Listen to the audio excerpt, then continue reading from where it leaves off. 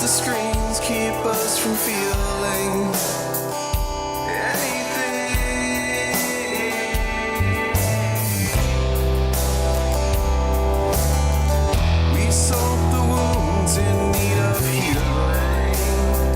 it's the damnedest thing I've ever seen.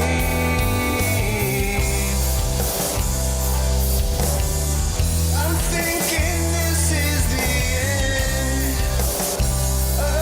again.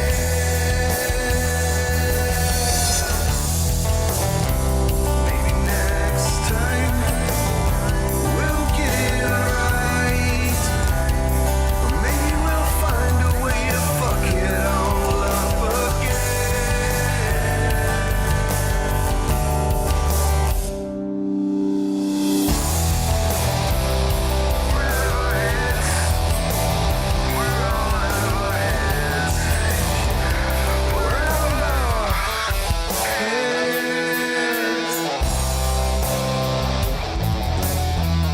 You found the edge, Lord, it's appealing and obscene.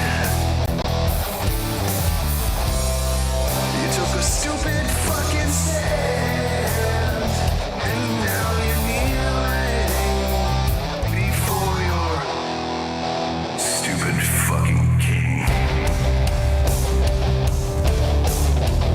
Giving us every goddamn reason, like the fuse and save something. Revolution is in season. These are memes that you think. These are memes that you think. Maybe next time we'll get it right. Or maybe we'll find a way to fuck it all up again. Damnedest thing I've ever seen.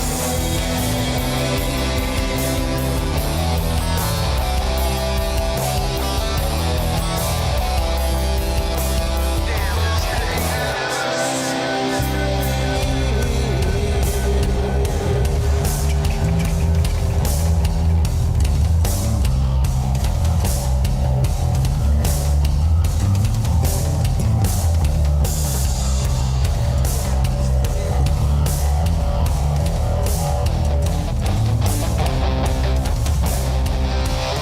Seize the means of that shit.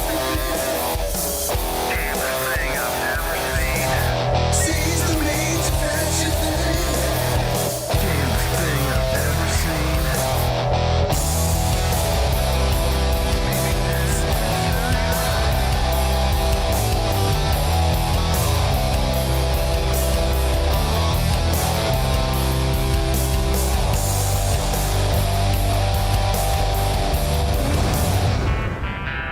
Maybe next time I'll get it right. Maybe I'll find a way to fuck it all up again.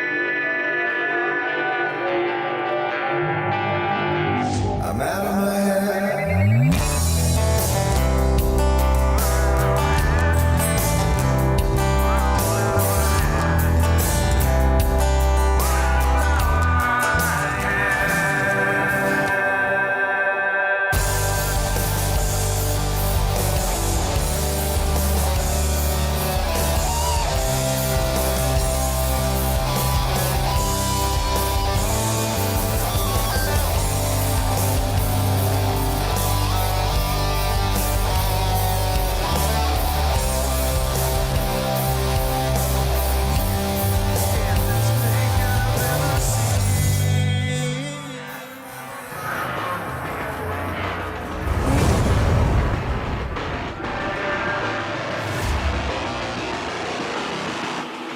Hey, man.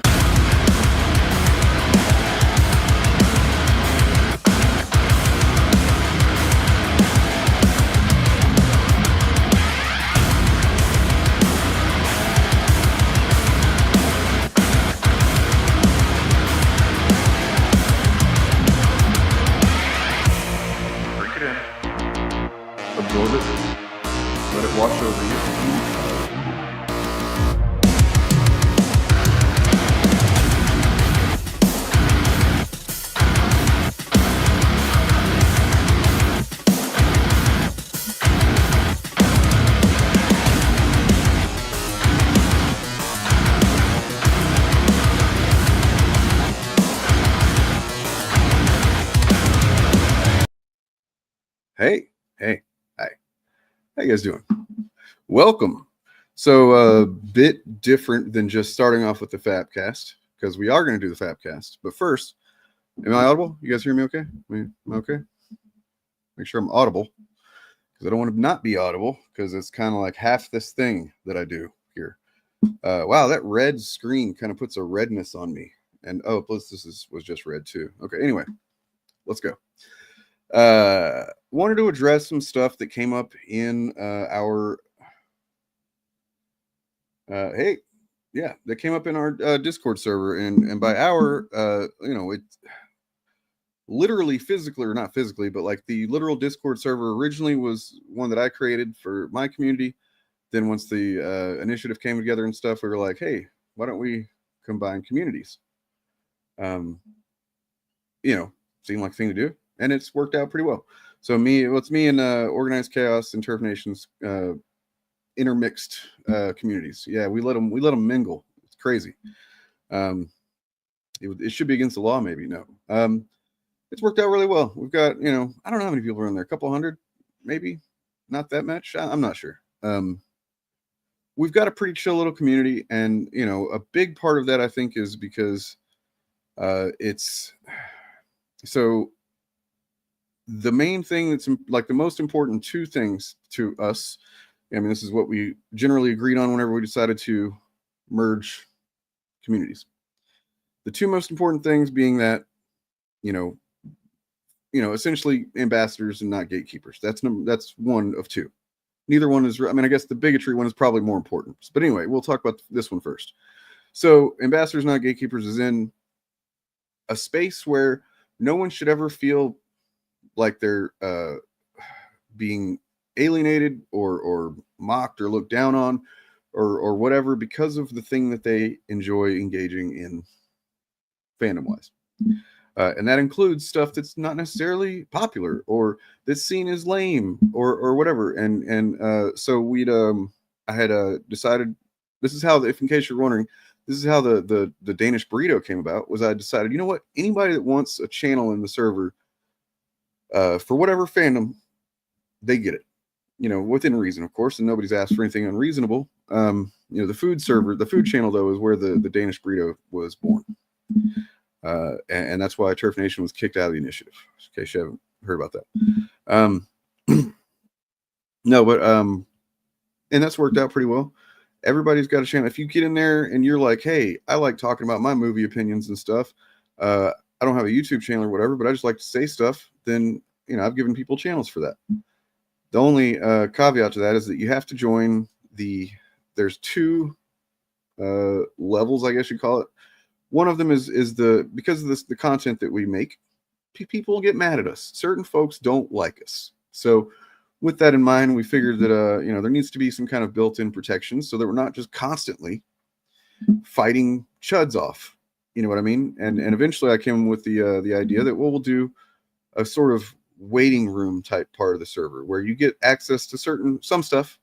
There's general chat, there's comics chat, there's movie chat and stuff like that. But like, until the community at large gets to know you, until you've engaged in the community, and people feel comfortable with you and what you're about, and like, hey, you're not gonna suddenly start, being a racist shithead or misgendering somebody or whatever it is. As long as once people start have like, yeah, I know who this person is, I'm cool with it, then we will pull you into the main part of the server, which is a lot of stuff, just like probably too much stuff. I should probably delete some channels. So here's where the recent stuff comes in. Two of the channels that exist are Good Takes Fuckery and Bad Takes Fuckery. Bad Takes Fuckery was just, people were like posting, I don't remember exactly what it was, but I like to keep the general chat as general as possible. So if there's something specific, like you want to talk about politics, because there's politics channels, you have to be an initiated, as it's called. There's uninitiated and initiated, right? You have to be initiated in order to do politics talk. You have to be initiated to do anti-fandom talk, because we don't want it to be, the server is not, people have had a hard time with this for some reason. They're like, well, with the content you make, you should be able to talk about chuds all the time in the server. And like, no, that's not what we want. We make the content because we want to create spaces where we don't have to deal with these fucking people. They're everywhere. You know what I mean? We want to, we want to have a place where like this is not where chuds are discussed, except, you know, it kind of is inevitable. So I did eventually create an anti-fandom channel, right?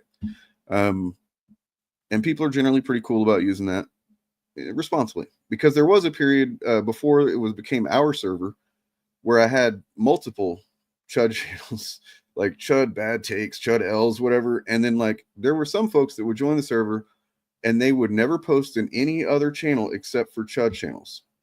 Like they were going out, they're waking up in the morning, going and finding a new video from Ryan Kennel, posting it in the fucking chud thing, and just like, and then not even saying anything, no commentary, just posting it. And I'm like, dude, I'm starting to wonder if you're actually just like a promoter for Ryan Kennel, because like you have to say something at least. You don't just post their content, you know, criticize it, comment on it. Anyways, that problem doesn't exist anymore. But seeing that happen is what led me to realize, if I allow it, people will just talk about chuds all the time in here. And, you know, it's just not what I want. I know I'm going against the grain in a couple of ways here. And it puts me in a weird position. So my hard line being, of course, no bigotry. You don't be a piece of shit. No bullying of any kind. You know what I mean? No, like just, and then kind of an extension of that a little bit is no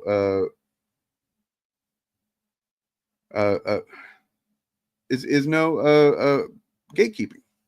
I don't give a fuck about My Little Pony. Personally, I think it's kind of, you know, like, why would I get anything out of that? Why should I even have an opinion on it? It's not made for me. You know, it's just not my thing. Or all kinds of anime stuff. I was pissing anime and manga fans off the other day with some of my takes. You know, like, but I'm not going to go into the anime channels or the manga channels, which there are, and start shitting on those things. Right? Like, why would I do that? I want to spend my time being, you know, talking about the things I like, or at least criticizing in a constructive, you know, productive, fun way, things that I want to like but don't. Right? So anyway, there just became I don't want to get too into I don't want to get into the details or call anybody out, but there was a member of the server who's been there for, you know, a couple of years, who was on somewhat frequent occasion seemed to just adopt a take that they'd seen somewhere, you know, and would even say like, oh, this is just what people are saying in this other server. And I'm like, well, why are you bringing that here? It's not a good, you know, it's like something like there should be no sex scenes in movies anymore. I mean, I think that was actually theirs. But like, you know, where it's like, oh, look, I don't care. I'm not like, oh, I want to have sex scenes, but it's just weird to be like, we should say there's no more going to happen. That people don't like this and we should not do it anymore. That kind of stuff, that kind of limiting of the potential for art and artistic expression rubs me the wrong way, right? It generally, if nobody's being harmed, I don't think that, you know, anything should be off the table. If there's, you know, if you're going to make a movie where they're like, you know, I don't know, say lying about a certain group of people, you know, Mexican people or something like that. I don't know. Yeah, maybe. But I mean, even still, I don't think there's any mechanisms in place to stop that from being made. It just probably wouldn't be distributed very widely and would be shit on and stuff like that. And that's a good thing. So I'm not even going to say that shouldn't be made. It's pretty extreme examples that I would even say I don't think that should be made or put in a movie. And that includes like actually harming people, actually harming children, actually harming animals, you know, like directly harming anybody or anything. Yeah, fuck that. Nobody wants to see that in a movie. Nobody sane, you know.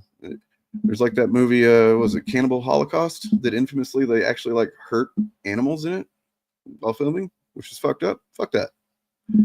Anyway, but just sex scenes because they make you uncomfortable because you're, you know, I don't know. I mean, we talked about it and I just couldn't. I always try to hear people out about something like that, and it just ends up being like, oh, you just don't like this thing. That's your preference, and you want everyone else to be subjected to that too. And that's the kind of thing that I think that's gatekeeping in a way. I think it's a limiting opinion that no, I mean, you can have it, just like, please don't fucking talk about it as if you're advocating for it in this server, because I don't like it. You know what I mean? And it makes other people uncomfortable. I've had people message me saying this person has a weird take and check this out. And I'm like, oh, okay. You know, point being that That happened a bunch of times over the course of a couple of years. And this person, you know, it was generally never been a problem as far as like hostile or shitty. And in fact, you know, I think they're a cool person. I'm not trying to like shit on them as a human being or anything like that. They haven't done anything inherently wrong. It just kind of kept on being a thing where like, oh, you're not getting kind of, you're still wanting your subjective preferences to be what the thing is, right? You're still saying, like, they would look at people, a group of people saying a movie is bad and saying, I don't like how they're saying this movie is bad. How do we get them to change their minds or something? And it's like, you can't change people's minds like that just because they don't like a movie that you like or whatever, you know? It's just unhealthy engagement with fandom, to be honest with you, is really what it boils down to.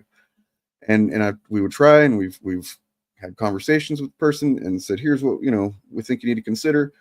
And maybe that's come across as like dumping on that person before, because sometimes when I get righty, I get righty. You know what I mean? I got like, here's what I think. And so it comes across like walls of text and shit. And I realize that might seem heavy-handed or harsh or something like that. But I don't ever like go after somebody and like shit on them or try to make them feel bad. I don't do that. Anyway, today, and since you already, you know, you called yourself out, I'm going to go ahead and, so this is not Travis. I was not talking about Travis previously. This was a different person, but Travis saw where yesterday I had removed the person that I was talking about from the anti-fandom channel because they had posted that this one guy had in two occasions that they posted said he didn't like the reveal of the Nintendo Switch 2. His opinion was essentially one that I shared once I looked at it, once I saw the trailer. I was like, that's it. That's the Nintendo Switch 2. It's just bigger. Kind of lame. You know, and this guy who apparently is like a gaming channel had said this too in two places. And he wasn't shitty about it. He wasn't like, fuck Nintendo and fuck all their mothers, or, you know, he wasn't like, oh, this is what happens when Nintendo fucking DEI. Nope, none of that. It's just, he just literally said in the most plain way possible, really, that he thought it was a lackluster, lame reveal. And I was like, yeah. And so this person had posted that in the anti-fandom channel. And I don't know. I guess people had expressed that they weren't clear on what a chud is, what anti-fandom's meant to be. I thought that I addressed these things in the past, and I know I have. But I mean, I understand that not everybody's going to see all that. New people come along, things like that. Lines get blurred. But there are clear distinctions with these things, and I'm going to lay those out here again. Okay, so by the way, Travis, you don't know what you're apologizing for, man. Like, you literally, I'm glad that you did.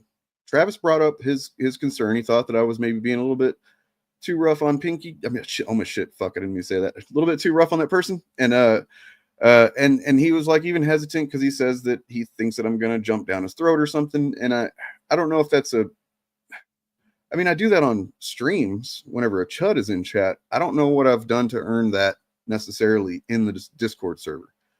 I don't feel like I've ever come at you any kind of like hostile way or anything like that. I do speak very directly. I write even more directly. I also get kind of wordy, like I said, when I'm writing. So I understand how that might come across, but I don't know. It's just how I am. I don't ever mean to be shitty or a bully to anybody except for chuds. And I do mean to be that to chuds. Anyway, so taking a little time to figure out what a chud is. Okay, yeah. You've had hey, we all have bad takes, man. This is not about me like saying, oh, you got bad takes, get out of the server. It's just like, you posted they said this person was exhibiting anti-fan behavior because on these two occasions in the 1 or 2 days since the reveal trailer, he said, I don't like it. It looks lame, basically. In non-hostile, non-shitty ways, he said that. And I was like, oh my God. And it makes me feel like I've fucking failed, because I'm like, I've been using these words and I feel like people understand what I'm saying whenever I say them. So in case you don't, we're going to go ahead and talk about it now. And thankfully, Bob, I believe, Bob the Old Ways did a good job of defining chud in the server. So I'm going to go to that directly now. By the way, I will drop a link if anyone wants to join the server. You're able to do that.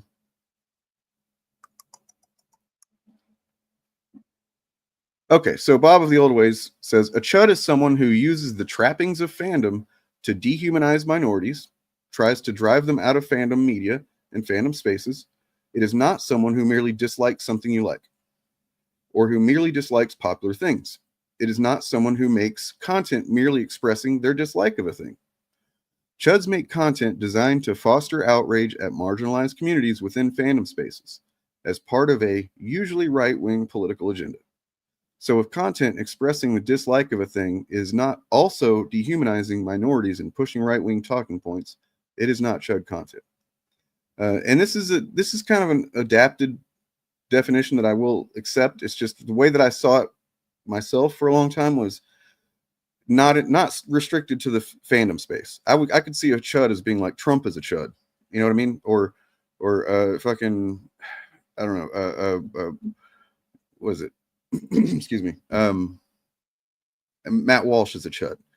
You know, so basically somebody who expresses, this is how I did see it.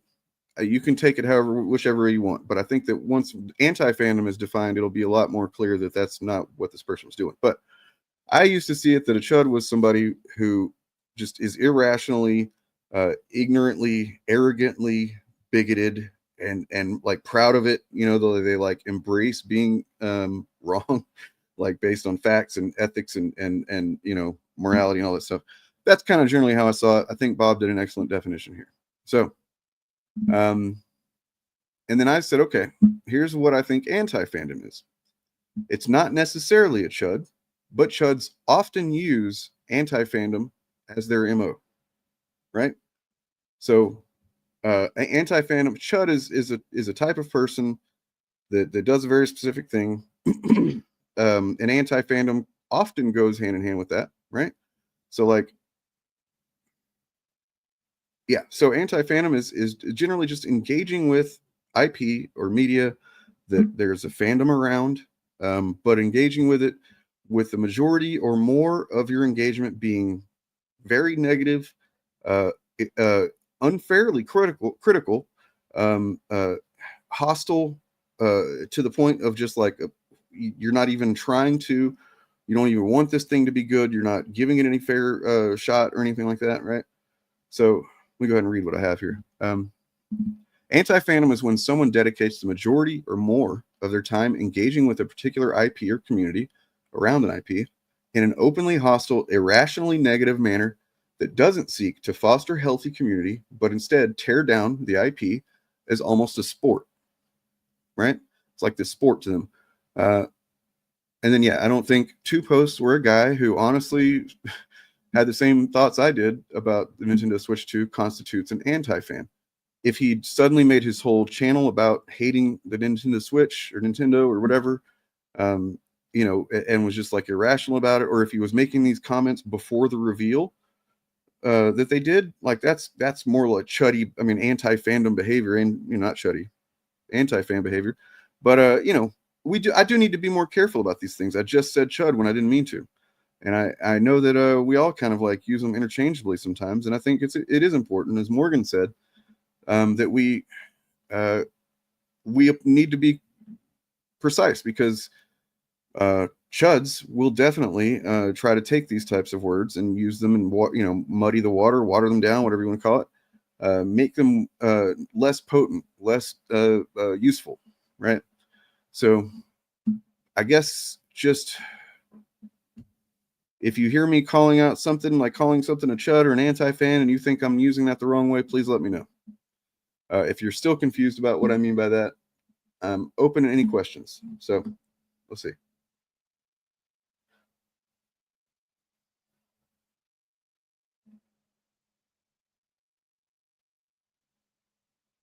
Oh yeah. That was, I mean, I was a little pissed off, man. It was kind of harsh for sure. That was a couple weeks ago. I talked about this with Eric on stream and Bob, where I was like, because we talk about this semi-regularly, man, that like our audiences obviously don't support our channels algorithmically the way that chud channels do. And so it's frustrating, and this is just being straight up honest.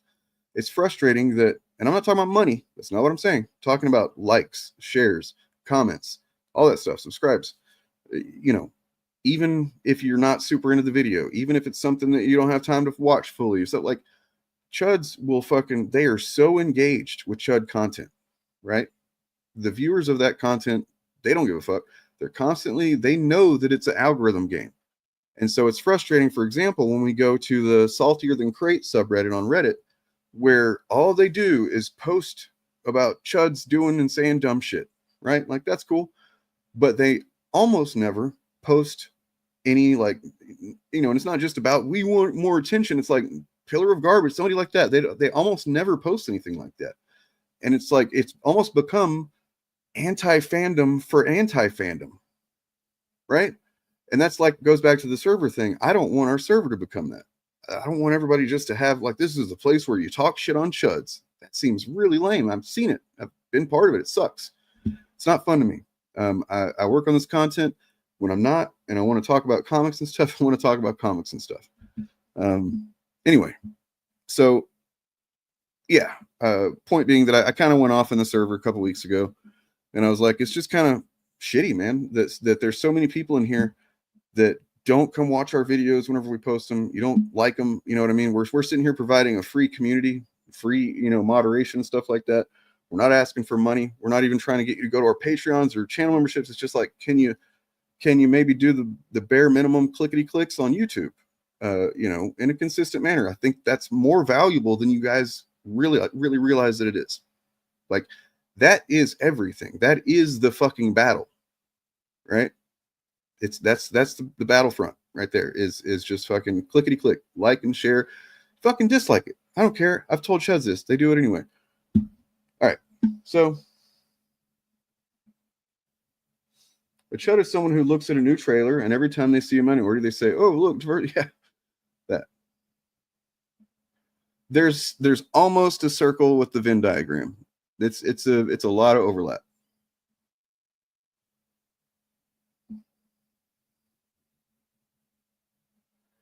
Could this also apply to hatreds of persons like the obsession with Brie Larson or women from the media they post on thumbnails?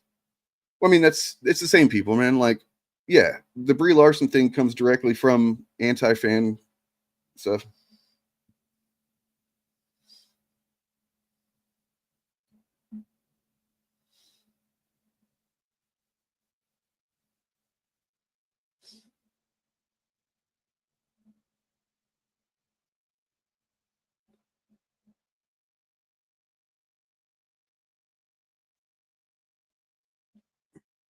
So, I mean, the only thing is that, so like we obviously do streams where we talk about comics or whatever, and I talk about stuff that's not Chud shit directly, right? But we do have to, like, part of, we choose to directly respond to their stuff, you know, within reason. We've definitely constantly been, you know, adjusting how we approach this since the initiative got together and stuff.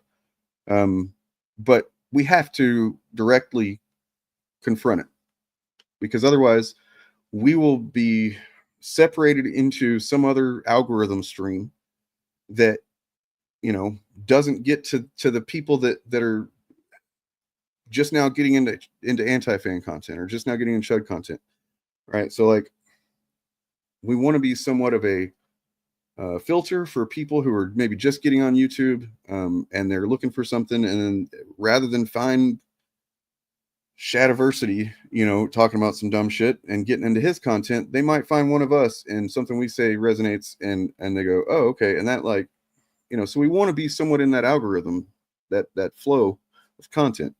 We don't want to be completely in it. We obviously want to be in, say, I don't know, Pillar of Garbage's algorithmic wake, you know, because he doesn't always make Chud content. He makes all kinds of other stuff too. And so we want to kind of, it's tricky, man. It's tricky trying to do this, because, yeah.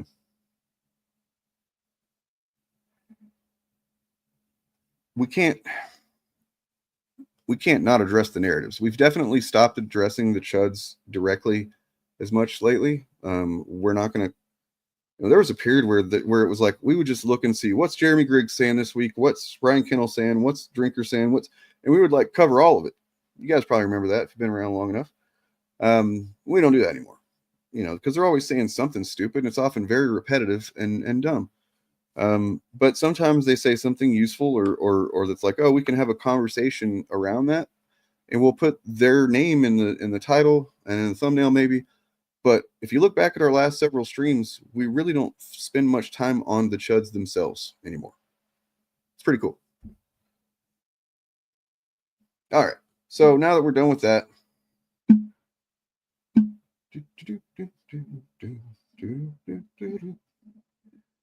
well, I guess, yeah, here's what we're going to do, guys.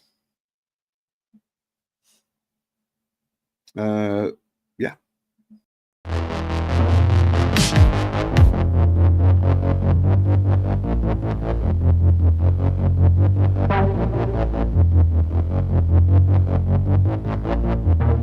Somebody please think of the children! The only way that you can really stop this kind of thing is to arouse public opinion. It's very upsetting. It has a bad moral effect. Forced adversity.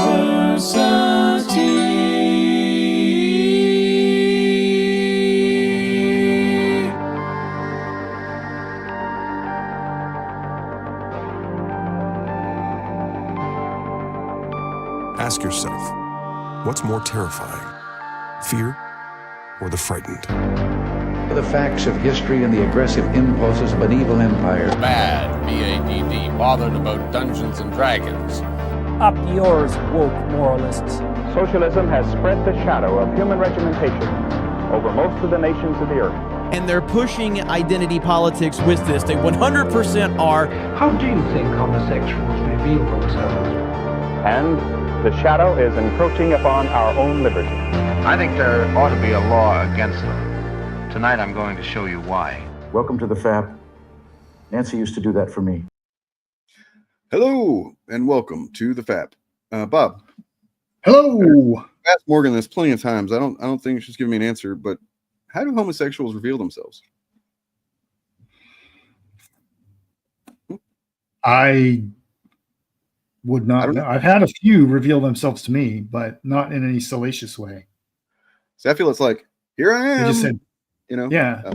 That's sorry. Well, they have business cards, see, and they walk around and they just hand out a little business card that says, "Hey, I'm gay." Morning, Max. They're very subtle about it. How's Japan? Yeah, normally you say hi. We say hey, like what up, stuff like that. Sorry. First they say, "Here I am." Rocky like. One time my first band, we did a cover of that song, and I sang it because I wasn't the singer of the band, but I sang that, and I was saying "Rock You Like a Guy Named Dane."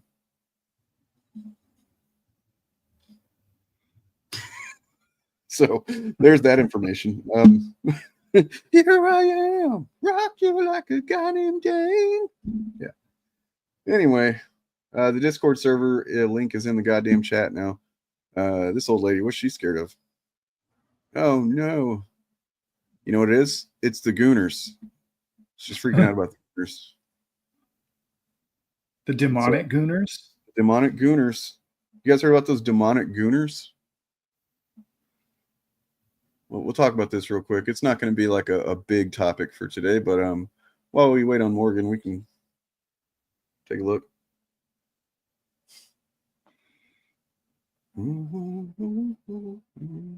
Okay. So this is a video from a channel that some of you probably know, named JJ Trujillo Writes. He seems to be like aligned to some degree with Comicsgate, I think, but he's somewhat reasonable from what from a lot of stuff I've seen. He's more reasonable than most Comicsgaters tend to be historically. Let's see. Pull this open here and boop.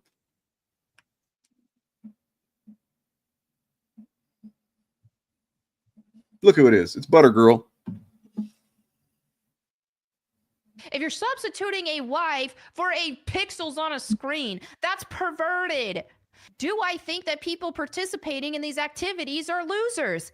Yes. Have I ever been a loser? Have I participated in activities that made me a loser? Yes. Same with like the queers and all that. You ever see how it just sounds like you're arguing with demons? No, that isn't. It's the same What are you talking about? way. Be genuine for once. No, you be genuine for once. So we're going to be dissecting Melanie Mack's hilarious Cope video. It was 30 minutes of her dodging her audience's questions, pinning the blame of her problems on them, accusing them of being just total degenerates, and also referring to them as demons. You know, when have you heard Kathleen Kennedy refer to the Star Wars fandom in that way? You know, that South Park episode where all these people criticizing Kathleen Kennedy became Kathleen Kennedy. I think that Melanie Mack is the personification of this. I think that she is way worse than a lot of the supposed, SJW journos that she's been attacking for a long time.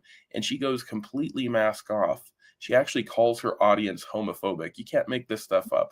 We're going to get to it a bit at a time. So let's take a quick look at these clips over here. Didn't really comment on the game itself. I commented on the material that was presented in question.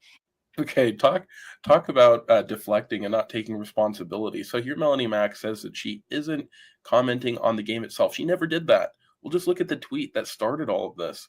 In this tweet, she said, "I'd never play a Gooner game though," because somebody said, is this what gamers want? And she'd say, "I'd never play a Gooner game though." So she was calling the game a Gooner game, basically meaning the people who play it are total addicts to touching themselves. Now, sure, this scene obviously. By the way, Gooner alert. Speaking of, he's back, guys.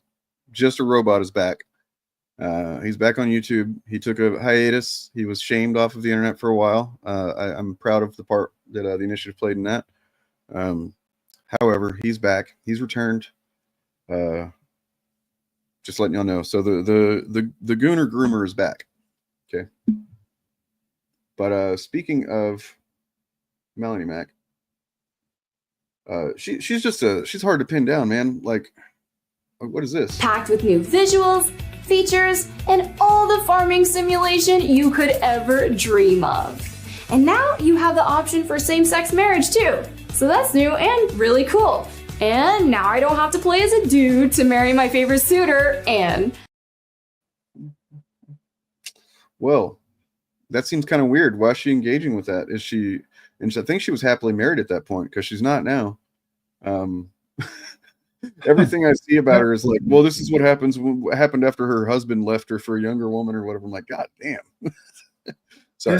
She reads to me, and this is just my take, but she reads to me as a woman who has been radicalized and is being controlled by her off-screen boyfriend. Like, this is a story you'll often see that was popping up in stream, like Twitch streaming a lot, with a lot of the bigger named female streamers who were all doing like thirst content and stuff. It turned out a lot of them were being abused by a man off screen who was forcing them to do things.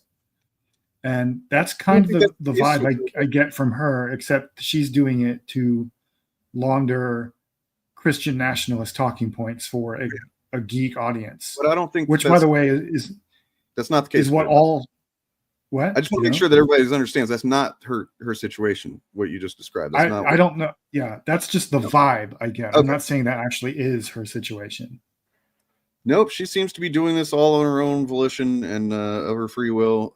In fact, because of the fact that she had been her husband, I guess, a few years ago, because it seems like it was pretty quick. Like, she went from saying stuff like that and being like, oh, she's always been like a Christian or whatever, and I guess probably kind of a weirdo, but like, well, there's Christians and then there's Christians. Yeah, right. I guess. And I think. Well, it's just the kind of Christian she used to be right here. And what I feel like Jesus has taught and what Jesus would be like. And that's not to judge people, and that's to have grace toward people and to love people. And that's where I am at. So, I got a little water, guys. Got a little bit. So, I don't know what happened there. That was just a couple of years ago, man. Like, how do you decide that you're actually wrong? Jesus meant for you to be a piece of shit to queer people is what he meant. You know what I mean? Like, and then still, right. Some weird rationalization going on in that brain. But yeah, hey, it's Morgan. It is, in fact, Morgan. Found the path to, let me pull this off here, to wokeness. Oh. Yeah. Because it turns out that Chuds just found out that Pathfinder was super woke the whole time. And they're 10 years late to that realization. That seems to be a meme in the comment sections of stuff that he left her for a man. I mean, I don't know. It's kind of, that really doesn't make me happier to think that.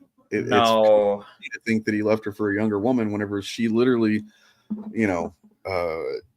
paints herself up and dresses up to look like half of her age, basically. I mean, I don't want to say you can dress however you want, whatever age you want to dress, right. But just doing it on YouTube and you're like presenting yourself and like talking in a voice where you kind of sound like a teenager or something. It's kind of creepy.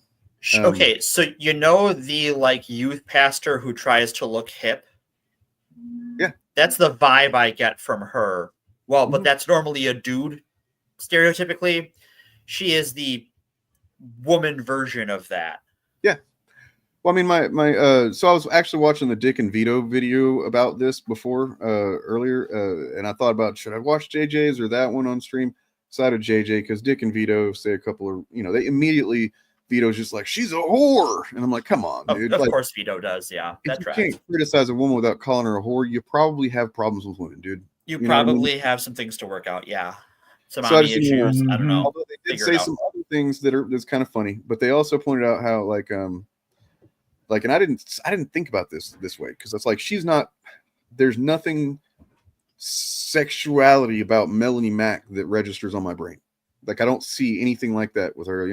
For anybody not aware, I'm mostly asexual. I'm kind of gray sexual, demisexual. But I mean, I definitely, if you're like a gross piece of shit inside, there's no way I can see you in any kind of sexual way. So I don't think about it. But Dick was like, she paints herself up to look like a teenager, and then all of her subscribers are like probably fucking, men who, want to jerk off to kids or whatever. And I was like, oh God. And I asked my girlfriend, I was like, is that the vibe she gives? And she's like, yeah. I was like, oh, I didn't even fucking think of that, man. I definitely think, sorry, Morgan. Sorry. I definitely think that most of Melanie Mack's audience are men who are younger than her that want to fuck her. Okay. Or someone like her. And she's aware of the fact that is her appeal to them. And she leans into it. Assuming my vibe about her is wrong and she's not being secretly manipulated by a man off screen who brainwashed her. She leans very consciously into that. And I think a lot of the knives coming out for her now is cognitive dissonance born of the fact that this audience is beginning to realize that her entire grift is just whitewashing and laundering Christian nationalist talking points for them. And that's what the entire Chud grift has always been right from the beginning. All of it, all of their talking points, even if they are not personally religious, all without exception of their talking points originated in Christian nationalist spaces, which have percolated outward from there. Anybody that has been around long enough knows, like, a lot of the foundation for how I cover this stuff comes from Rewriting Ripley. And if you've ever even read the first, I don't know, 1/6 of that, it kind of goes pretty well into that fact. Yeah. That, like literally the exact human beings, if you want to call them that, who their talking points were adopted and inserted into fandom discourse, and like when it happened and shit like that. Like you can just see the clear, yeah. In the same way I see her as the youth pastor who tries to look younger than she is, her radicalization strikes me, especially with some of the before and after stuff, strikes me of the like terminally divorced man, but again, in the other gender. Yeah. I mean, that's why I think she gives me vibes of someone who was radicalized and is being like directed off screen, because the inciting incident seems to have been her divorce. Yeah. Like literally. And that's an emotionally traumatic thing for people. So I feel like somebody, maybe in her family or in her circle. They swooped in and like started her on the radicalization train. I made this I don't know, a couple of years ago now, but I like, you know, it's pretty obvious that she's just a blatant hypocrite, and so that's why it's, you know, an extra salt on the wound of being such a fucking brazen bigot is that she's also just a fucking brazen hypocrite. Well, this is sort of key of right-wing Christianity. Well, right-wing right-wing. Stop it, Dane. I will kill you. I was going to say whitey righties, but God damn it. Sorry. Conservative religious traditions. There we go. Found a way to say it. Beat the tongue twister. Conservative religious traditions is they are they do not enforce their religion on themselves. Religion is something they enforce on outgroups. Rules for thee, not for me. Right. That is traditionally a lot of how them, they operate. A lot of them do enforce it on the less powerful members of the religion, right? Of the religion itself. Like the leaders don't enforce it on themselves, but the followers have it imposed on them. Right. But even like you look at like and to take this outside of the entire like Abrahamic sphere, look at how Buddhism was interpreted by the Japanese government and ruling class in World War II and in the decades leading up to World War II, and it's quite fascinating. Okay, so this is interesting here. So yeah, she's now taken this position of you know, what does it say on this tweet of hers? I like attractive characters, but I don't want to play something with naked butts, boobs, or bulges up in my face. I feel like a total loser playing something like that. And then you go over here to her channel and type in Stellar Blade. And she has all sorts of like, yeah. Mm-hmm.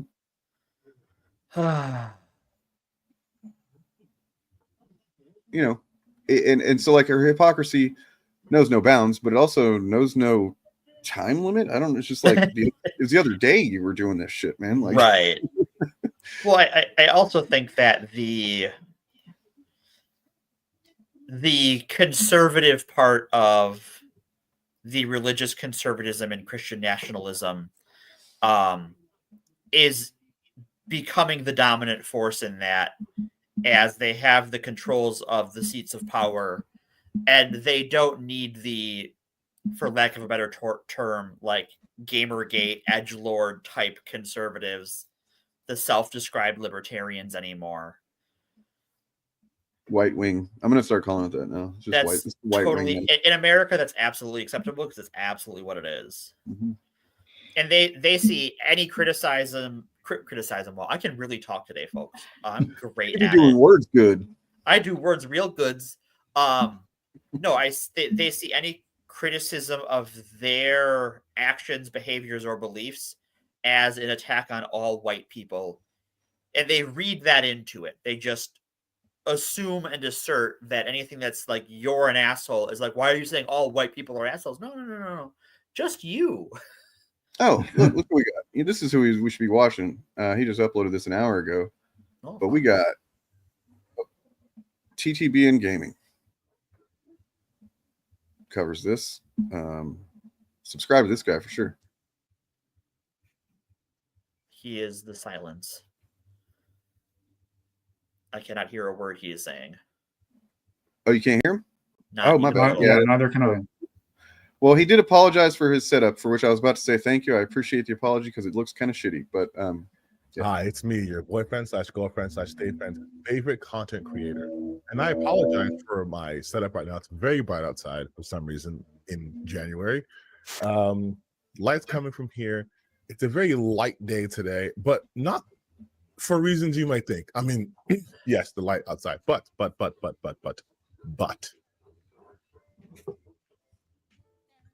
You ever feel vindicated?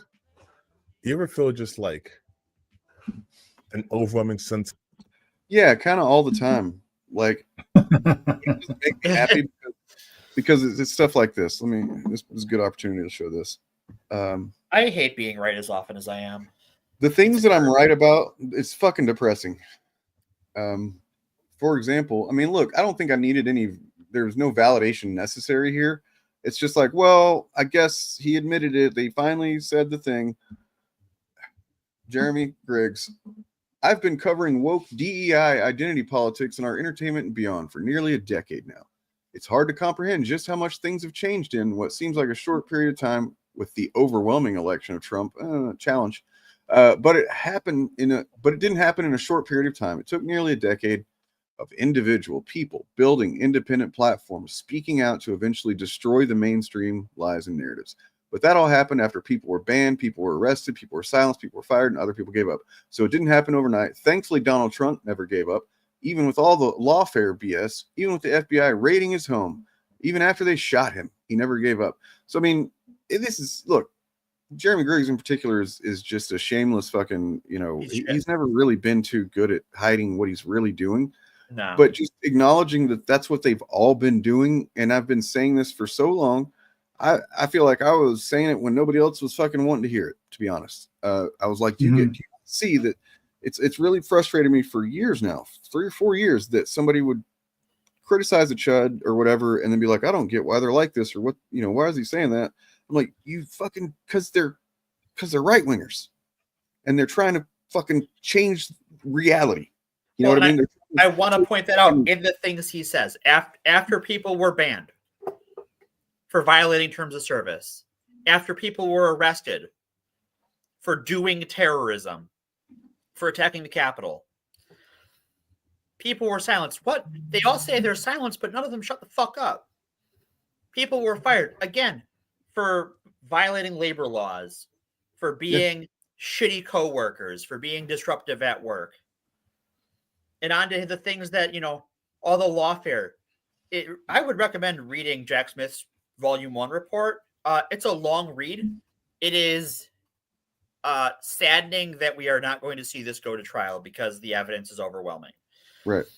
The raid on his house for the documents he stole and lied about stealing repeatedly. This is just rewriting history up and down. And lastly, my favorite part is after they shot him, who shot him? A conservative. His own people, yeah. His own people shot him and failed to shoot him. They shot someone else who Dickweed here has can't even do the lip service anymore to memorialize that person's loss. A bullet did not touch Trump that day. And then this type of shit. Yeah. This guy literally made the shit up. Right. That became like one of the most used tools, weapons, fucking distraction techniques that the white wing used in 2 different elections, really. They sentenced the guy. They proved, to a jury that beyond reasonable doubt that he did this shit. He made this shit up. Nobody fucking follows up on this. It doesn't matter. It's just and not only did they not follow up on it, not just right-wing news sources reported this guy's claims as news. This was the whole mainstream media apparatus propping this guy up, propping the congressmen who brought him before Congress to testify. And now it gets a little blurb at the end. Oh, yeah, he was lying. Thanks for playing, assholes. You didn't do your job when you first reported on it. You didn't do any journalism. So when Griggs talks about fucking lies and narratives, what the hell camera are you doing? Talks about lies and narratives. Fuck you, man. You fucking shameless, soulless, fucking dead behind the eyes, grifter piece of absolute shit. You human turd. That because what they were really doing was muddying the waters of discourse where, lies happen, narratives happen, absolutely. But when you just draw a line between the fucking, the parties, especially when you're on the side that really, just objectively lies more, and more frequently, more egregiously. And then you somehow manage to convince a lot of people that it's actually those people over there. They're fucking Satanists and all this shit. Whatever story because they just throw stuff out. They have no fucking shame or qualm with just whatever. Right. He is in the mainstream lies and narratives complex. He has how many followers on Twitter or on not Twitter, on YouTube? How many views do his videos get? The algorithm pushes his content. He shows up on other things. He's been interviewed on mainstream, cable news, legacy media stuff. He is the one doing mainstream lies and narratives. That's his job. That's what he is paid for. It is entirely blame shifting. Yep. So, fuck him. Fuck I want to drill down on that point a little bit too. I think it's important going forward for all of us to both understand and publicly emphasize that chuds, Nerdrotic, Geeks and Gamers, Critical Drinker are now the mainstream. They won the election. Their guys control the House, the Senate, the judiciary, and the White House. All of the media are bending the knee. So these guys were never the underdog, but they can no longer credibly claim to be the underdog. They are the mainstream now. And so don't let them get away with saying that they're being oppressed or silenced or anything like that. They've got everything they want. And now they're going to start stabbing each other in the back because they hate each other. Right. Yeah. And we should encourage them to stab each other in the back as much as possible. Right. So the knives are out for Melanie Mack. She she said the wrong thing. And it's going to be pretty funny. Actually, I want to go back to the JJ video because of the fact that in a minute he says something, or maybe he already did. I can't remember. Okay, I'll show you what I commented because he actually hearted that comment. Okay. So he had said something about she expects people. She talked about being canceled or whatever, and he was criticizing, sarcastically making fun of her, saying, you just expect people to follow you on Twitter because even if they don't like what or whatever, he called her entitled, and I was like, wow, this sure sounds exactly like how I talk about cancel culture, how it's an entitlement fucking disease, and that it's just like, oh, what you expect to be followed by a certain number of people, otherwise you're canceled. You think you have a human right to what? A platform, a job at Star Wars? You know what I mean? Like, they do. So I said that here. I said, what's really interesting to me is that JJ makes nearly identical comments to ones I've made in the past regarding being canceled and such.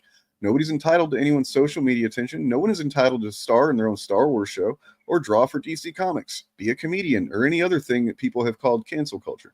Glad to see JJ is making some sense over on that side of the fence. We'll see what he said. There's a difference, though, between social media following and working for a company. The word is overused. All right, fair enough. That's fair. I'll agree with the second part. I'll think about the other one. Anyway. Yeah, he seems like a reasonable guy. And, I've thought about trying to get him on talk sometime, but, He does a pretty good job here with her. Sorry, I didn't mean to step right on you there. Oh, no, it's good. There is one thing when you played the clip earlier when I was listening when I was finishing dinner, that he says now, these people have become the Kathleen Kennedy. And I want to push back on that just a smidge. They are becoming what they claimed Kathleen Kennedy was, but they have actually been all the time. I think that that's what he meant. I don't believe that he thinks that Kathleen Kennedy was actually doing what a lot of those chuds say. Okay.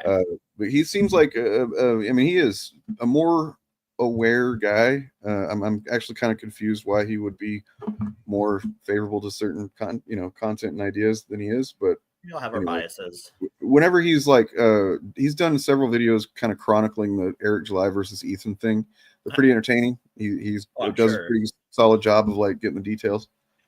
Yeah, exactly, dude. Like that's just like Anthony Jeselnik said. It's like Dave Chappelle being canceled is the most absurd concept. Right. It's just, yeah. Dave Chappelle found easy money is what he found. What's this about, Bob? What are you responding? What are you thinking there? CJH Entertainment commented that he thinks Jeremy's next grift is going to be Christianity.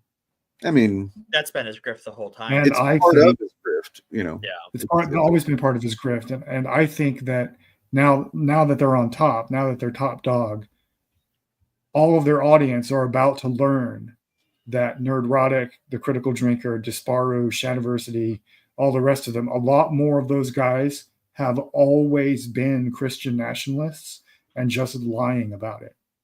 And I think now they're going to feel a lot of them over the next few months are going to feel confident enough to start taking that particular mask off. Right. Which isn't Shadiversity a... He's a Mormon. He's a Mormon, yeah. And I think he's an Australian too. Yeah. Oh. I can forgive one of those things. I'll let you decide which one, though. But I only will do one. But no, I think that... Bigot. Sorry. Yeah, I hadn't dropped Magneto in a while. Gotta drop Magneto. This fucking guy. Jesus Christ. Yeah, that guy. All right, sorry. Right, but see the difference. Pete Hegseth has been open about his Christian nationalism the whole time. But there's a lot of people in the conservative media who've been hiding their power level when it comes to that. And now that they're about to get everything they want, a lot of them are going to start being more honest about it. But they've been this way the whole time. And now they're all you're going to have a sort of inquisition where they are trying to figure out which ones actually are, because the thing with Christian nationalism, perfect example coming back to Mormonism, it wasn't until 2012 that the majority of conservative Christian organizations considered Mormons Christian. When Mitt Romney was nominated for the Republican candidate for president, those organizations all scrubbed all of their anti-Mormon talking points from their websites. Yeah. A lot of them still don't consider Mormons to be Christians. Right. If you talk to them, a lot of them don't consider Mormons to be Christians. Like now they'll break bread with them, but like once the Mormon guests go home, they're probably still just like, they're not real Christians, because that's how all Christians are. And a lot of Christians, especially a lot of evangelical and fundamentalist Christians, don't consider Catholics to be Christians. They consider them to be pagans because of the whole saint thing and the Mary thing. We're revisiting some FAP here. We are, So as far as Australians, let me talk about this, because look, their ancestors were criminals. They're murderers. They were the worst people alive. You know what I mean? They were just sent to the. It's like that's just genetic. No. I'm totally kidding. They're not landlords, which is what America is descended from. So I was kidding. Look, at least they're not Canadians. Right, true. Yeah, they're not Canadian. The one Australian that I did know pretty well, she kind of fucking broke up with me. So like, she's just an example that all Australians are pieces of shit, I guess.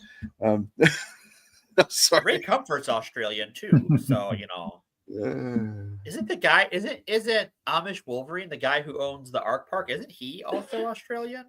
But don't they believe in Christ and stuff? S. Prince Lewis says he doesn't consider Mormons Christian. I mean, look, we can't start. Who are you, S. Prince Lewis? Why do you get to decide? Well, okay, so like that is I am not making a value judgment as to what Christians can consider who Christian. I have no dog in that fight. Yeah, I am just discussing that there are various sects that call themselves Christian that do not consider other sects to be Christian. Mm-hmm. From a religious studies standpoint, Mormons absolutely are Christian. Yeah, so are Catholics. Same way that Satanists are. In some ways, well, the ones who actually believe, yes. Yeah, the Church of Satan, not the Satanic Temple. But like, my dad got really worked up when I told him that a long time ago. I was like, Dad, Satanists are Christians too, right? Because their stuff comes from the Bible, man. Right. Like, they're using your notebook, yeah. Yeah. Anyway, that's true. Tom Taylor redeemed it. He redeems it. I don't know. He needs to fucking lay off those deceased books, though. I think we're good. Anyway. Well, look, if we didn't remove the continent of Australia from the Earth's surface because of Mel Gibson, we have to forgive the whole continent. Okay, so I mean, it's like I keep kind of avoiding this stuff, but it keeps popping up, and it's like, is he still saying this shit? Yes. Yes. Like as of last week, yeah. What the hell? So here is my thought on those issues. At the end of the day, his agenda is going to be hard to implement.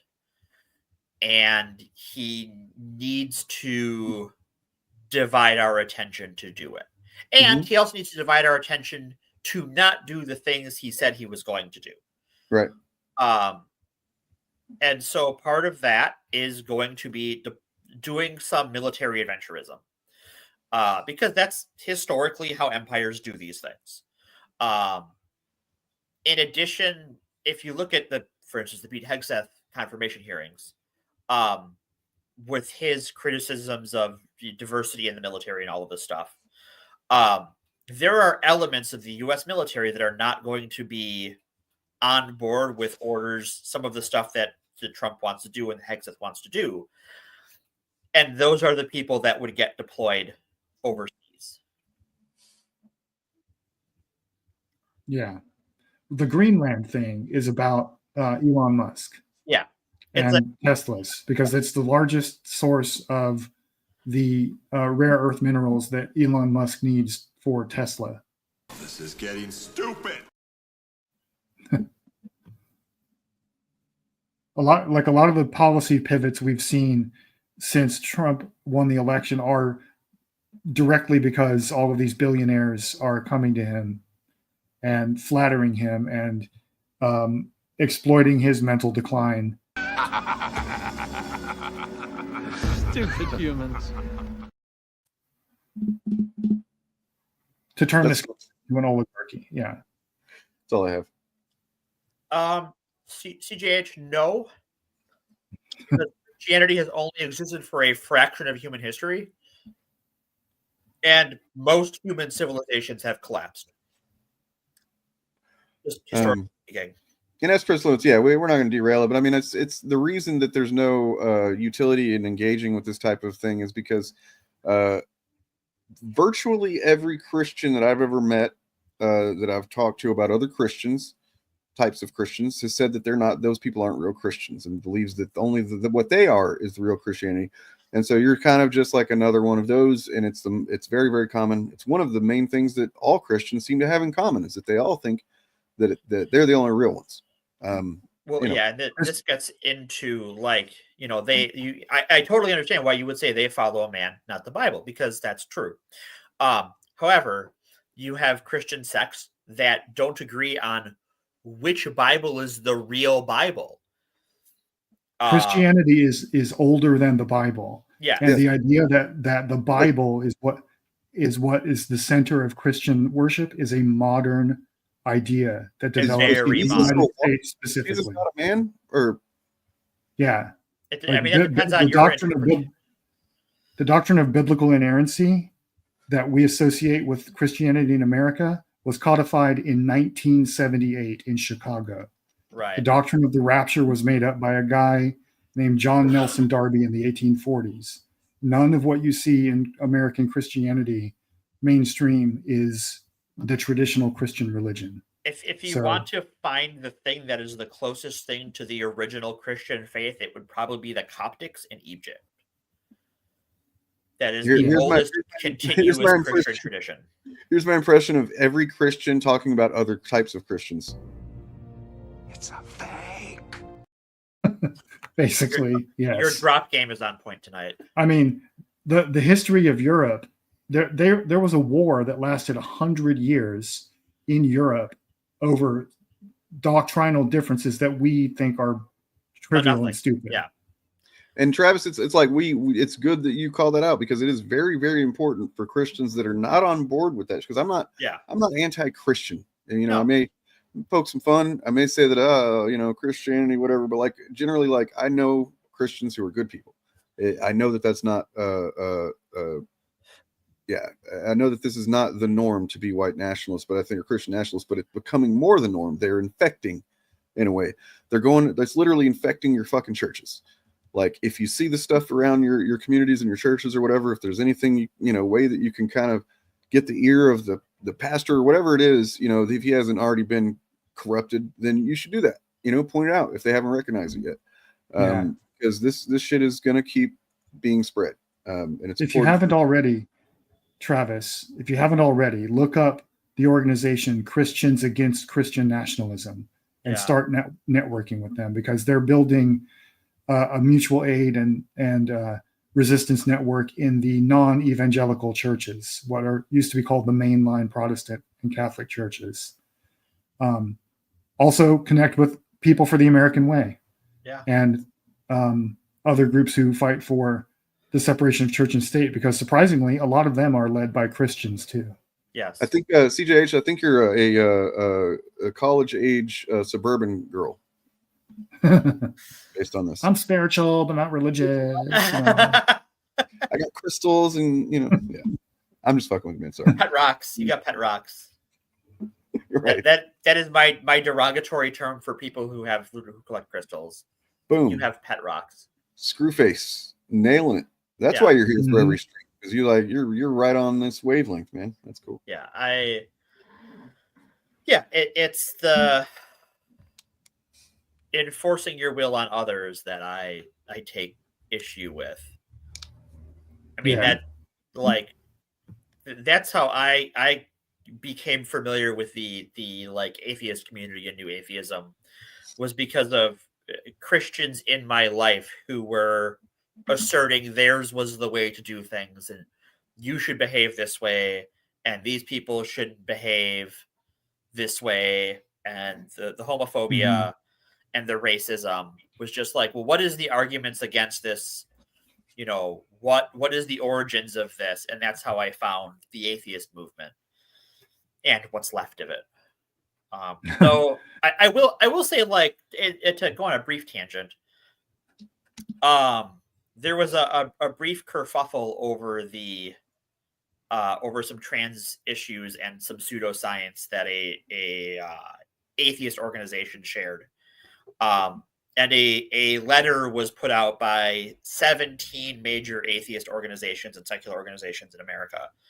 And only one of the major organizations didn't sign it, and it's the one that has Richard Dawkins as a major player in that organization. And Richard Dawkins is a virulent transphobe and Islamophobe and pedophile apologist. Don't learn about your heroes, kids. He's a pedophile apologist, really? Yes. He did an interview where he was talking about how young boys were treated when he was a kid, and he spoke of it favorably, or as though that were normal and understandable. Because see, I haven't read the interview directly, but I thought what I heard is that he said that he had been abused when he was younger, and it did not traumatize him. In his opinion. In his opinion. I fucking, dude, that kind of fucking rationale, it pisses me. Like, yeah. But now his argument, I think, at least is what I believed at the time. I don't know what he actually said, but the way I received the argument was he would be saying that there's going to be a range of human responses to abuse. And along that spectrum, one of them is going to be, it has no effect on you long term. And at the other extreme, there would be people who are so broken by it that they can never recover. And everyone is somewhere in the middle.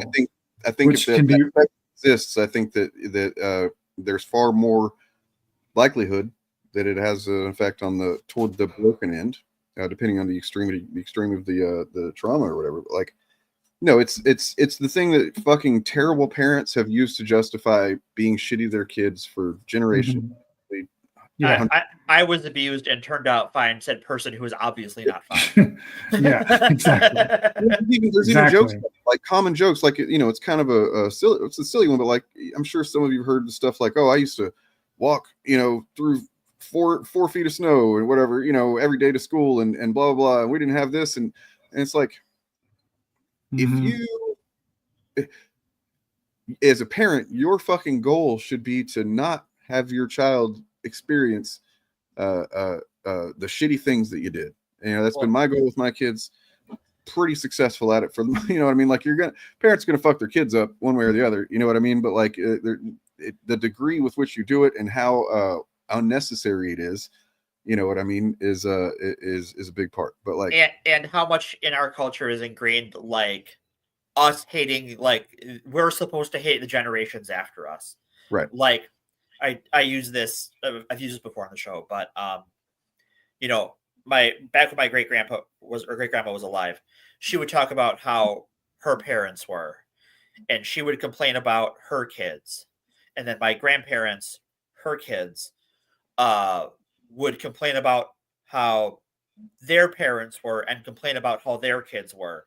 And then my parents would talk about how abusive their parents were and talk about how shitty we are. And so I try to do none of that and go, my parents were fucked up, but it happens. And kids these days are probably going to be fucked up and it happens, but I'm not going to blame them for it because shit happens. It's not a unique problem. It's not a unique phenomena. It's just the course of time. So CJH, yeah, I mean, you nailed it, man. It's a generational. I mean, generational trauma is not really that actually, but like, I see what you're trying to say. Yes, it is passed on, and I think that in the last generation or so, really, that a lot of people have started to snap to this being bullshit. You know, rationale for just like being, you know, not necessarily even actively abusing kids, but just like not giving them support that they ask for, or being, you know what I mean, stuff like that. So, as far as this goes, for the most part, but I mean, we can also be traumatized as adults, and you know, so it's like this. When we have an experience, our brains form neural, you know, these pathways, neural pathways that like tell us that that's what reality is, right? It's how our brains become distinct, and our experiences map onto our minds, right? When you learn to ride a bike, that's a pathway that's formed. It's like a little boop, and you know, not a literal wrinkle in your brain, but neural pathways. And you know, so there's that. A lot of people have that. You learn to ride a bike, you maybe fell over, hurt your knee, something like that, and that's, you know, going to teach you, oh, I got to be more careful when I'm riding my bike, right?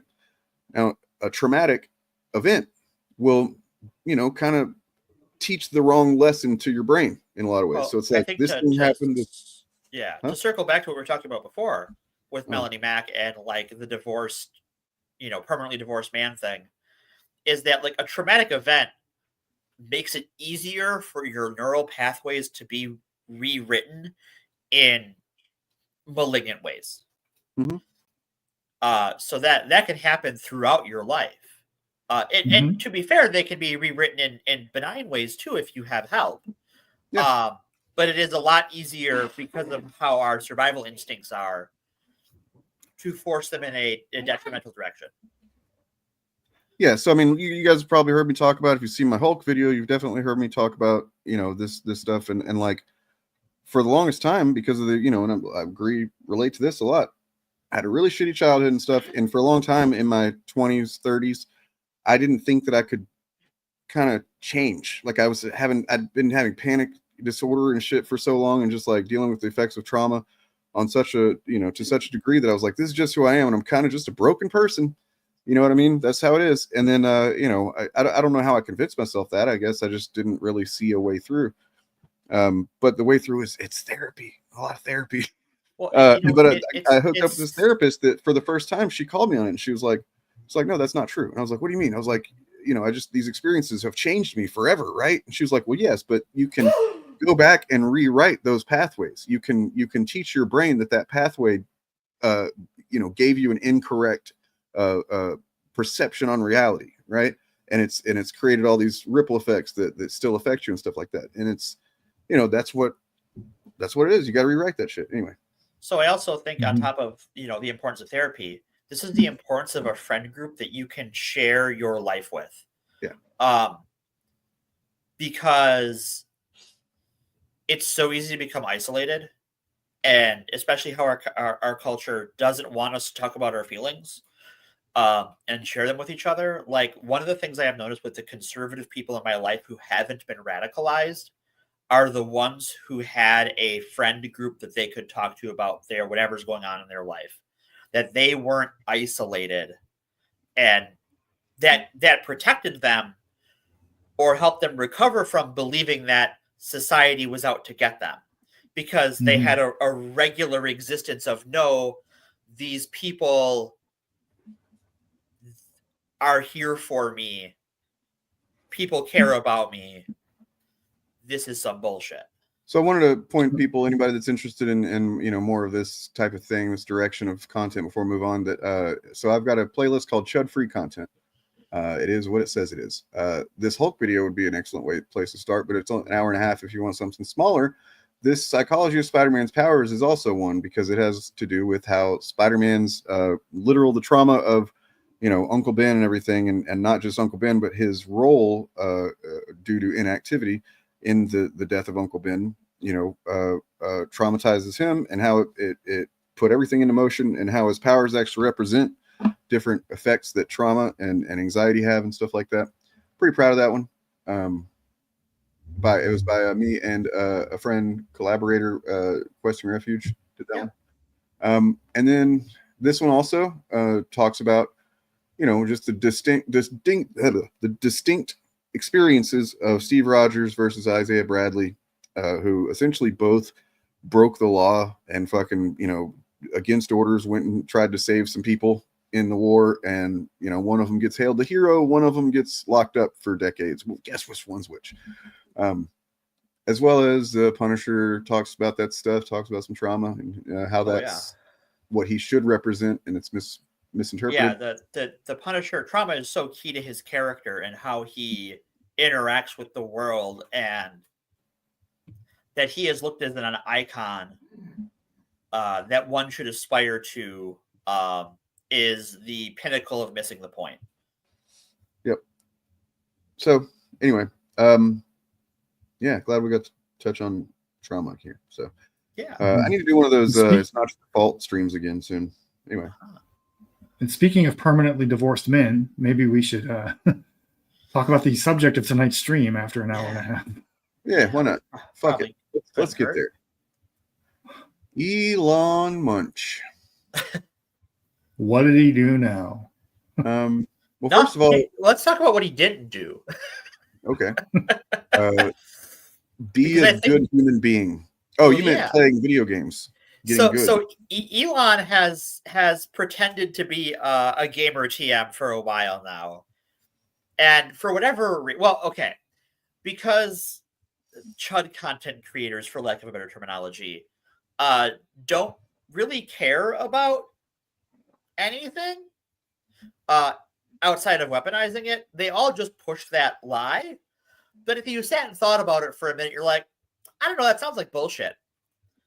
So anyways, Asmongold, a shitbird who is a racist bigot who has been banned from Twitch for being a racist bigot, particularly relating to Palestine, discovered that he was likely paying someone to play Path of Exile for him. And in a conversation that was streamed on the internet, it was very clear that Elon had no idea how the game is played at the highest levels, despite having an incredibly high-level character with hard-to-get rare items. And then seeing it, right? Like seeing him play, he was making like some noob mistakes. Right. And I don't play the game. Full disclosure, I have a lot of other games I play. But listening to content creators who do make Path of Exile 2 content, they were able to point out what he was doing that didn't make sense for someone who is allegedly as experienced as he is.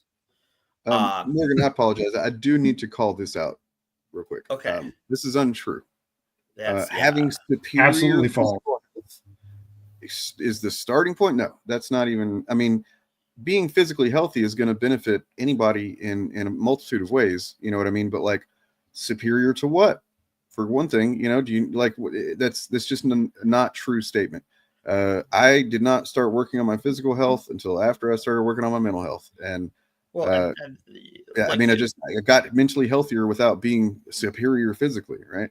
To use perhaps a negative stereotype, eating disorders come about because someone wants to improve their physical health but does not understand or improve their mental health. Yeah. Why they want to improve their physical health is unhealthy, and they do it in unhealthy ways. Mm-hmm. Mm-hmm. Yeah. I got about 10 years ago, I got super fucking ripped and super physically. He's talking about it again, Morgan. He wants us to know. It did not help any of my mental health issues at all. I want to see pics. I want to see how lickable your biceps were. Talking about it, you were going to pick that up.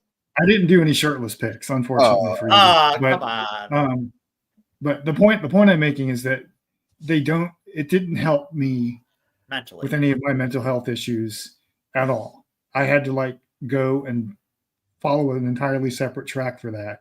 The only real effect that exercise has on mental health is that, well, there's many, but I mean, the one that most people notice is that if you do it regularly, eventually you just start feeling better all the time because you are producing endorphins. Right.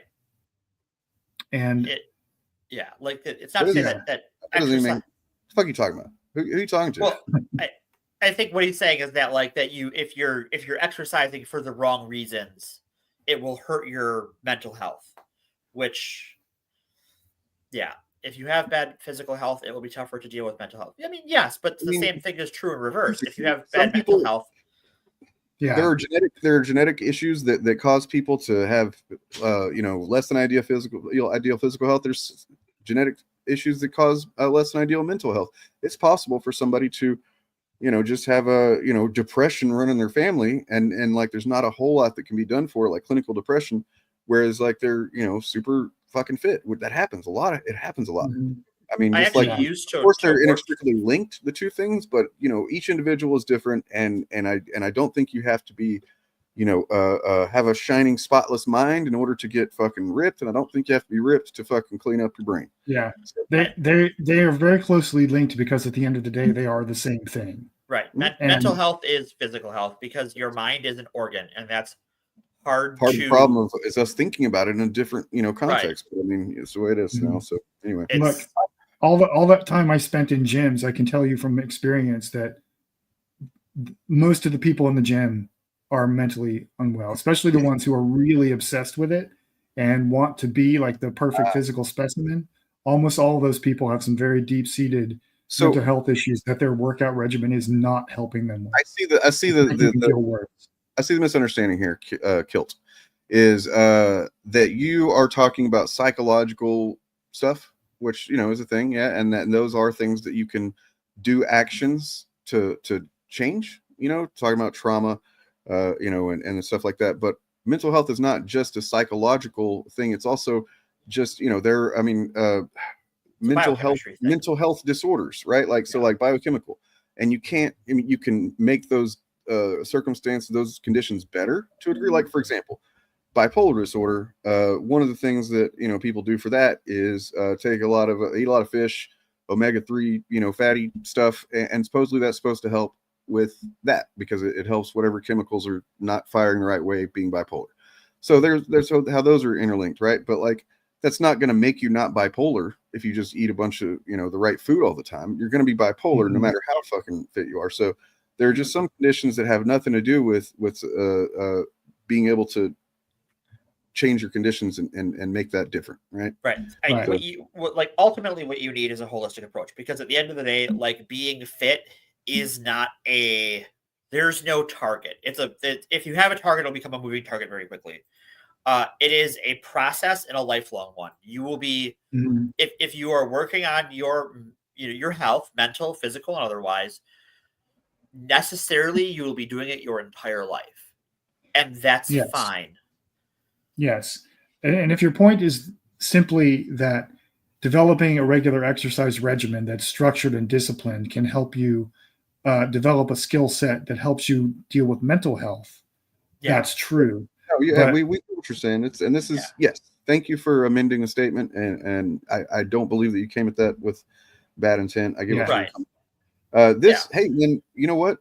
I thought mistakenly, because I was misdiagnosed for a lot of my life, that I was bipolar. So I know a lot of shit about bipolar disorder, despite not being that. Do you know what's funny? Well, not funny. Do you know what's tragic? Huh. I was going to say, I said funny, but it's not funny at all. It's actually incredibly tragic. That in the early 2000s, because of the stigma, because ADHD was stigmatized, and because our diagnostic criteria for girls and young women for ADHD was non-existent, it was basically something that most medical professionals thought was a boy's disease or boy's condition. They misdiagnosed a lot of young women with bipolar disorder, and the medication for that is contraindicated for ADHD. So it just made it worse. So my situation is this, that I was diagnosed as bipolar whenever I was 10 years old. This is in the early 90s. And then I found out just like about 7-8 years ago now because I started like paying a lot closer attention because I'd done all this stuff through over the years. I'm like, I'm going to eat what they say to eat. I'm going to exercise and I'm going to, you know, so I did all this stuff and like, I didn't feel like, and the main thing was that I took fucking drugs for it for a lot of years. And that, I don't know what kind of long-term effects that's had on me, who knows, but like, it pisses me off when I think about it because the fact is my stepmom actually had decided that must be what's wrong with me before they had me see a doctor or anything. And then the doctor agreed essentially. Now they do not diagnose children of that age with bipolar disorder anymore. They don't do it, period. Right. But they did a lot in the early 90s, partially because they were doing it because they didn't have a grasp on what I do have, which is autism. Right. Right. Like I was having some autistic anger meltdown moments. Sure. I was doing some shit, but I was not having extended periods of manic episodes. That's what I realized almost a decade ago now was I was like, wait a second. Yeah, I get depressed sometimes, but I've never been like, oh, I gotta fucking just keep going without sleep and bang a bunch of people and spend all my money and shit like that. The stuff that they describe as manic, I've never done that. And once I figured that out, I was like, oh, I'm not bipolar. I have a friend who is about your age, and he had the same journey. Mm-hmm. Mm-hmm. That's interesting. This definitely should be its own episode for sure. Yeah. I mean, that's what I've heard now from my doctor, a couple different doctors at this point, is that they learned that was a period where doctors were making that mistake a lot. Yeah. But when you're 10 years old, your brain has not developed to a point where you can accurately diagnose a disorder like bipolar. It's just not. Right. And look at it this way. Like it's one of those things where like back when you were that age, the science of studying mental health was about 100 years old. Yeah. It's been like half a century ago, they were still fucking lobotomizing people. Right. You know what I mean? Like, just, hey, I don't know, man. Let's fucking stab a hole in their brain and see what happens. Like, yeah, I'm sure that's fine. It's not fine. Don't do that. So speaking of hole in his brain, Elon Musk. Yes. But I did want to do one quick transition just because it's to be a nice mood and also pivot, but mood shift, talking about mental health. But now to the ceasefire deal in the Middle East. Hamas released 3 hostages held in Gaza since the invasion of Israel on October 7th, 2020. Just after 9 a.m. Central Time, the Red Cross confirmed Hamas had handed over 3 good hostages. for them. That's got to be a good feeling. You know what I mean? So there you go. Hostages. There we go. Ceasefire is actively a ceasefire. Let's go. Someone I want to take hostage. Elon Musk. Yeah, let's fucking. This is a joke. Jokingly make that plan. No, I want to have Elon Musk gamble his fortune to me in a children's card game. That's what I want. So yeah, he paid people to play what? Not just Diablo 4, but what's the other one? Path of Exile 2. Path of Exile 2. And that story totally skipped me. This is the first I'm hearing of it. It's hilarious. I cannot comprehend the rationale behind doing this, man. Like, I mean, look, you're already the richest guy. What do you need? What all do you need to be complete? Because money can't buy you respect. He's just right. They all want us to think they are cool. Right. They are trying to force us to think they are cool, and we will never think they're cool. And and the same thing is true of his, talking about wanting to save D&D. I don't know that he has played D&D. I don't know that he has played other role-playing games. He doesn't seem to know much about them. And I think that he wants to go, look, I say, and he's created this sort of self-reinforcing loop, especially now that he owns Twitter, where he can say, look, I'm saving this thing, and sycophants will tell him he's doing it. And so he thinks he's doing it. But part of that involves how his normal solution to start that feedback loop is to buy something, not to do something. And this is his whole career. He didn't start Tesla. He bought Tesla. He did he start doesn't do work for SpaceX. He owns SpaceX. He did. I think he started PayPal. Didn't he? Started PayPal. Yeah. So that's not really a thing. Like, that's not really a it's thing. It's not an invention. It's just an app. That's basically just like being at the right point and having the money, the capital at that certain point in history where you look on the internet and you go, "Oh, I bet people are going to need this service a lot pretty soon. Maybe I should do that." So like good job, you did that. But that's right, all he ever did. Right. It was the right thing at the right time when the .com bubble after it had burst, but while it was in the process of recovering, and a e-commerce money exchanging system was needed. He defrauded the government to get rich. Because he did something like told somebody that he had he told a private investor that he had government subsidies when he didn't have them. Right. So they invested in his business, and then he went to the government. Yep. And told them, "Oh, I've got this private investor. Give me some subsidies." Right. But he told each of those parties that before either of them had given him anything. Right. And this is not uncommon in the tech sector at all. That's sort of a dirty little secret of the tech sector, is that often that shell game is played where, they'll go to an investor and go, I've got this person interested in investing, to get someone to invest. And then they'll go to that first person and go, oh, yes, person B invested with me. And then they will use that to chase subsidies if there is some public good they can sell it as. And depending on the administration, often that is a matter of paying a bribe. Yeah. Man, I hope he doesn't buy TikTok. Well, speaking of TikTok, Trump wants to socialize TikTok. Mm-hmm. He wants America. He wants them. He tweeted to not tweeted, whatever his shitter is called. He did what is it? I don't know. Wait, did he tweet or did he use his thing? He used his thing, whatever it's called. I've been trying to use excretions for X. Oh, there you go. I like that. For my stance on Twitter is, as long as he is dead naming his daughter, I will dead name his website. Fuck yeah. And I know that is one person who does not care. But if there's a problem with it, we can solve this over a children's card game. Yeah. Philip, TikTok was always going to keep working even after the ban. They were just going to stop updating the app.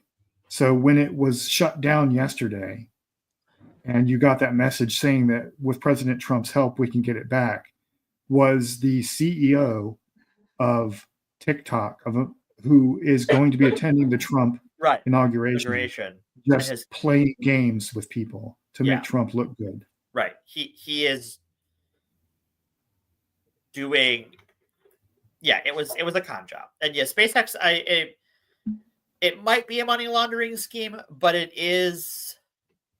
That's SpaceX. That's SpaceX for you, baby. God, it's so sad, but it's so pretty. I think that's going in the wrong direction, Musk. It's good. Yeah, you missed. I think a part two offered something's wrong. Yeah. So the ban that was passed covers every company that ByteDance owns, which includes CapCut and Lemonade and a couple of others. So if they don't sell ByteDance, the American version shares of ByteDance to an American, then you will lose all of those apps. I think there's a Marvel game. Marvel Snap, it's a card game. Yeah. It's fine. I tried it. It's all right. I mean, he has invented the now very well known act of being a fucking billionaire who pays people to play games for you. Yeah. And then pretending that you did that, even though it's like, look, we know he's not really doing much, but it's like he clearly has too much random itinerary shit going on to actually be playing games to that level. Like, you got to fucking grind to get to those levels, right? Right. Like, you that is like lose your life, burn your relationships, get fired from your job level of, because Path of Exile 2 has not been out that long. So to get where he got, he would have had to go full no life for a while and also be good at the game. Yeah. Well, I wouldn't be surprised if Fox doesn't try that anyways, if they go to war with Musk because of his stance on H-1B visas, even though the amount of H-1B visas that SpaceX can have is limited because they have access to classified and secret information. And you can't get at that if you're not a U.S. citizen. Look, it's really kind of fucking, it's kind of doomering to realize that it really just boils down to this is a deeply unlikable man who is so disconnected from the experiences of, the vast majority, 99% of people on the planet, because he's always been rich, always been, extremely privileged. So like he literally doesn't see things in a way that we can even understand, Elon Musk. Mm-hmm. And he thinks that makes him special. He thinks that he's just divinely, born into this world with some kind of sight that gives him some kind of powers or something. He thinks he's supposed to be great at everything. And then yet he can't accept the fact that he's fucking not, and that he's really just this guy. USA! USA! Why?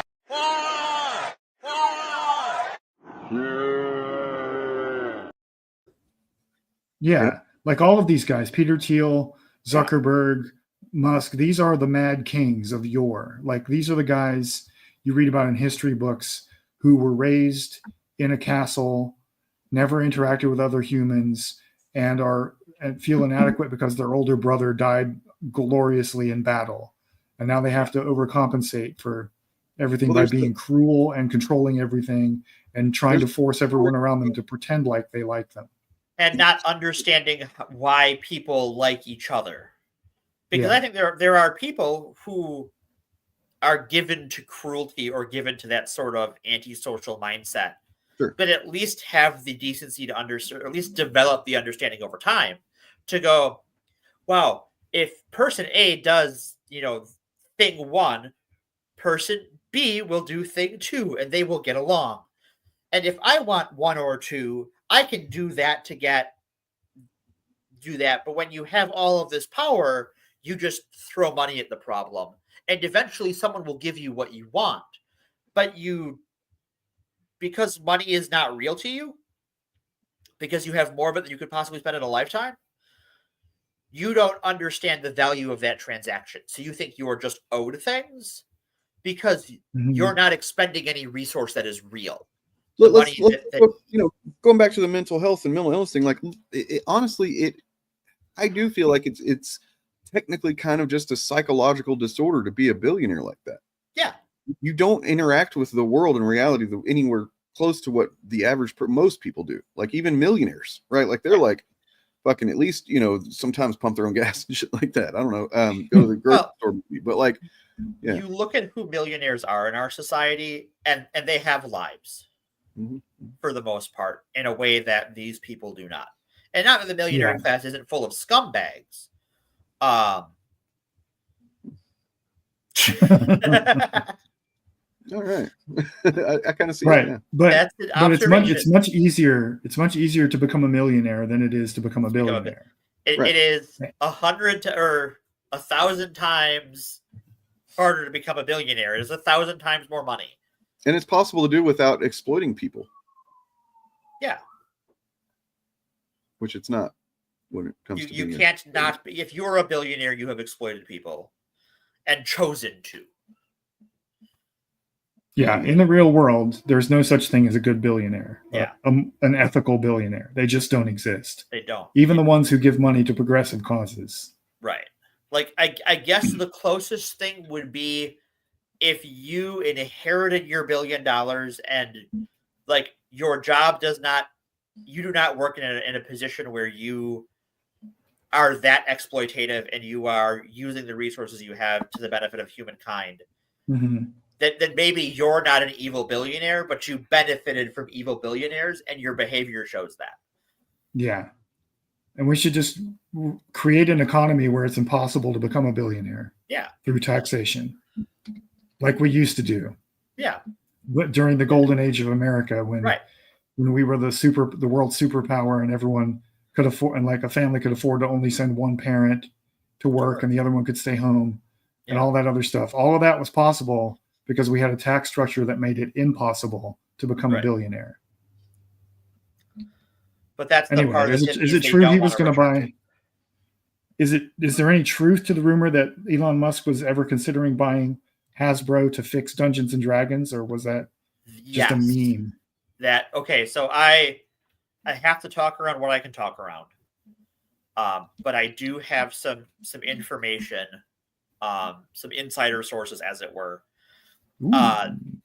that yes, that Hasbro was very concerned he was going to do it. And they considered making staffing decisions based on that fear. And then Elon Musk's attention deficit disorder kicked in. And they went, oh, he is onto something else. Person X, you're on notice. But we're not going to make any staffing decisions based on this now. And we're going to try and shore up our defenses. God. What a piece of shit, man. Like, just what a fucking absolute bottomless pit of shittery. And I am I am not in I am not the sort of person who defends Hasbro. I think Hasbro is a piece of shit. I think Hasbro has mismanaged Wizards of the Coast violently. Particularly with Magic the Gathering, but I also have plenty of issues with D&D. That I'm sure Bob and I can disagree on. No, you're just... He's bigger right. than real. And so like in the days of yore, when someone like Elon Musk asked that question and you said no, he would have the power to have you killed. Right. And he's looking for that power again. Yeah, he's looking for that power again. All of them are. That's what Peter Thiel wants. That's what Mark Andreessen wants. All of these other moist, stuttering billionaires who go on all these podcasts and can't interact with humans. Right. They want people to flatter them all the time, and they want the power to never be told no. Right. And they want to bring back the days when they could kill you and get away with it if you did not tell them they were cool. Right.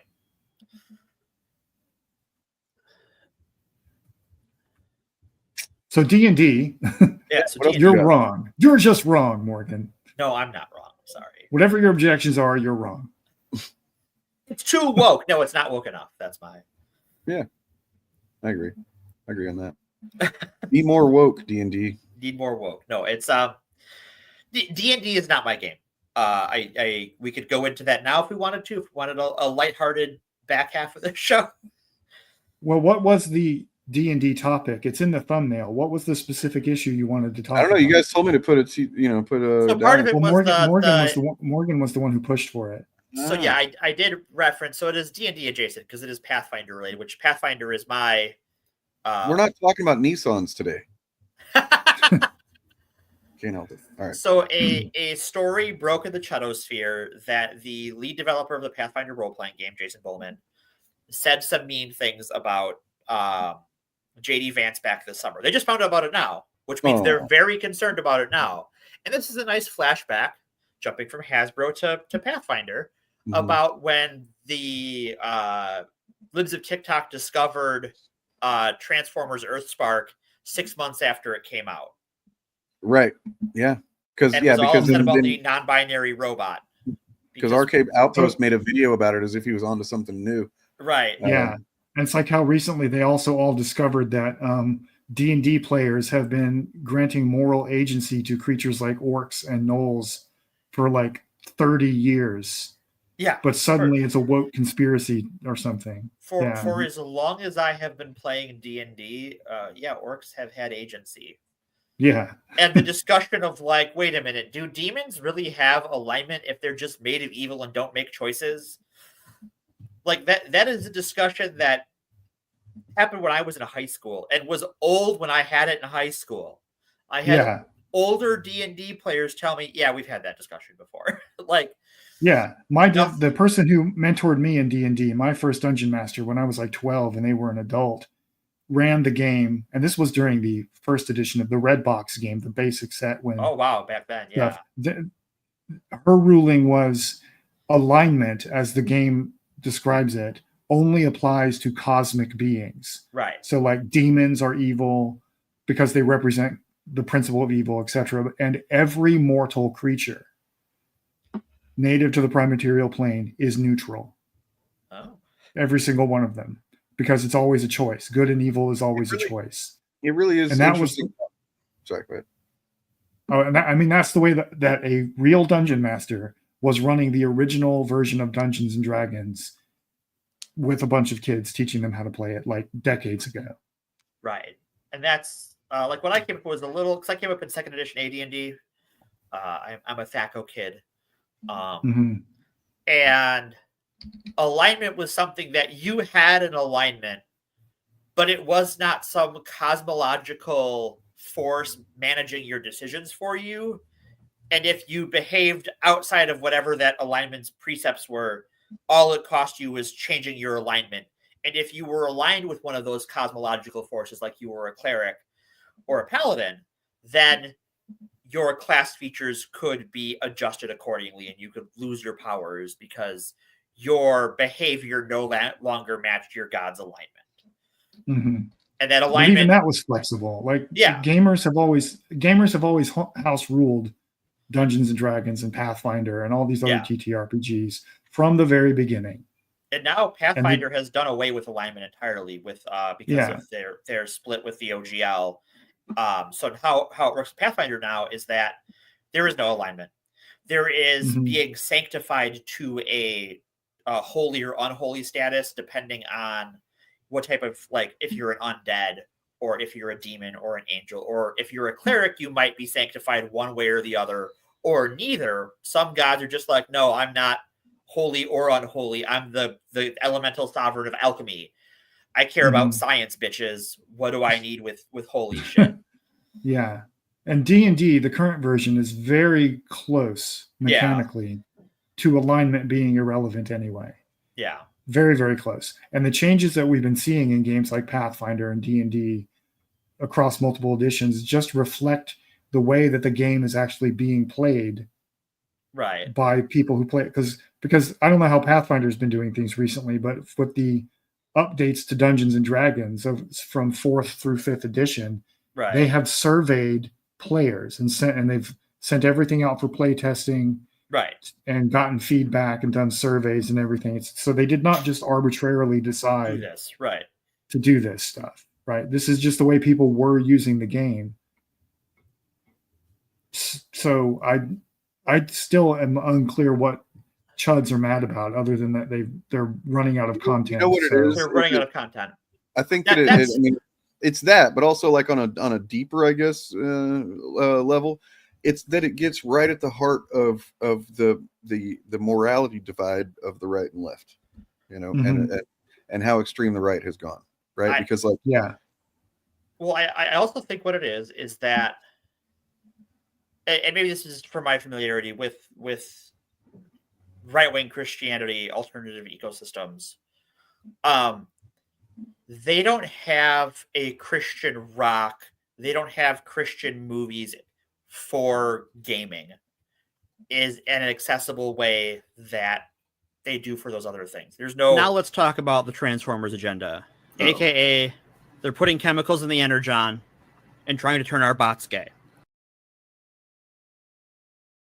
Always comes back to that. I didn't mean to trigger it that quick. Like that was pretty funny. And then I accidentally clicked. So my bad. I have a video that I'll show at the end of this. It's an old video of mine, but I think it gets right at the heart of that. So, all right, sorry. I think when it comes to attacking D&D, attacking Pathfinder, attacking Magic the Gathering when they had the Lord of the Rings set and they had a black Aragorn, it is about isolating you. They want you to, because they don't. Their call to action is not that they should change the game; it's that you should stop playing. It is not. They don't care about the game. That's why they change what they're talking about all the time. These aren't Pathfinder content creators. These aren't D&D content creators. Magic's a little different because you have the Quartering, who was a Magic content creator for a long time. But these people don't care about these games. They care about making you stop what you're doing and listen to them instead. Well, there are some chud D&D gamers. I'm sure they don't want us to commune. They don't want us to fucking collectivize. They don't want us to gather and experience joy and recognize that there's far fewer, things that separate us than we like to think about, than they want us to think. Right? These are all part and parcel for the reason they make this content. It's what's all funny is motivated by that. It's incremental. It's I'm sorry. It's also what you call it, accelerationism as well. They want to accelerate. Some of them do it anyway. Want to accelerate the collapse of culture and to where nobody's enjoying anything and everything is fucking shit and everybody thinks everything sucks. So that I don't know, we can devolve into feudalism or whatever. Fuck, like it's all in there. So Bob, you were saying. Oh, I was going to say there are some Chud D&D channels on YouTube you can find. Yeah. Or Chud adjacent, I would say. They make a lot of the same arguments, but they still actually play the current version of D&D because that's where the money is for content creation. But they do make a lot of the same arguments. And then there's the whole OSR movement. Yes. Which is very much rooted in the return to tradition. Things were better in the past. Everything's woke now. We should play the original version of the game. Do you know what here's the thing about the OSR games for me, and content creators that want D&D to be more old school is because I came up on second edition AD&D and Hackmaster, and Hackmaster very much was OSR before there was OSR. Is that there was way more nuance in the games I played when I got started than the games these people want to run. And their plots seem very boring and poorly thought out. It is the Diabloification of video games, where it's just go into a dungeon and kill shit. And that's fine. If that's what you want to do, that's the way the game was originally designed to be played. Right. It's just that nobody played it that way. Nobody played it that way. The rules were written to facilitate break into someone's house, steal all their stuff, and kill them. Right. Mm-hmm. But nobody played it that way. Nobody played it that way. Well, some people and did. The other thing I find funny about the OSR games, who all want to return to tradition and play the original game, is that when they put out their OSR game, they just incorporate mechanics from the current version of D&D and strip them down and make them simpler. That's what they do. They don't actually revive the original game, with a couple of exceptions. No, because the original D&D is kind of a mess.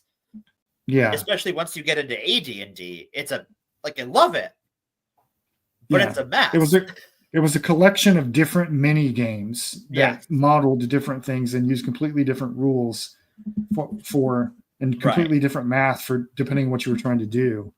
And all the each successive edition just streamlined all of those mini games into one larger game. Right. Yeah. What if we had, because we got the D20 system as it exists sort of going forward with third edition.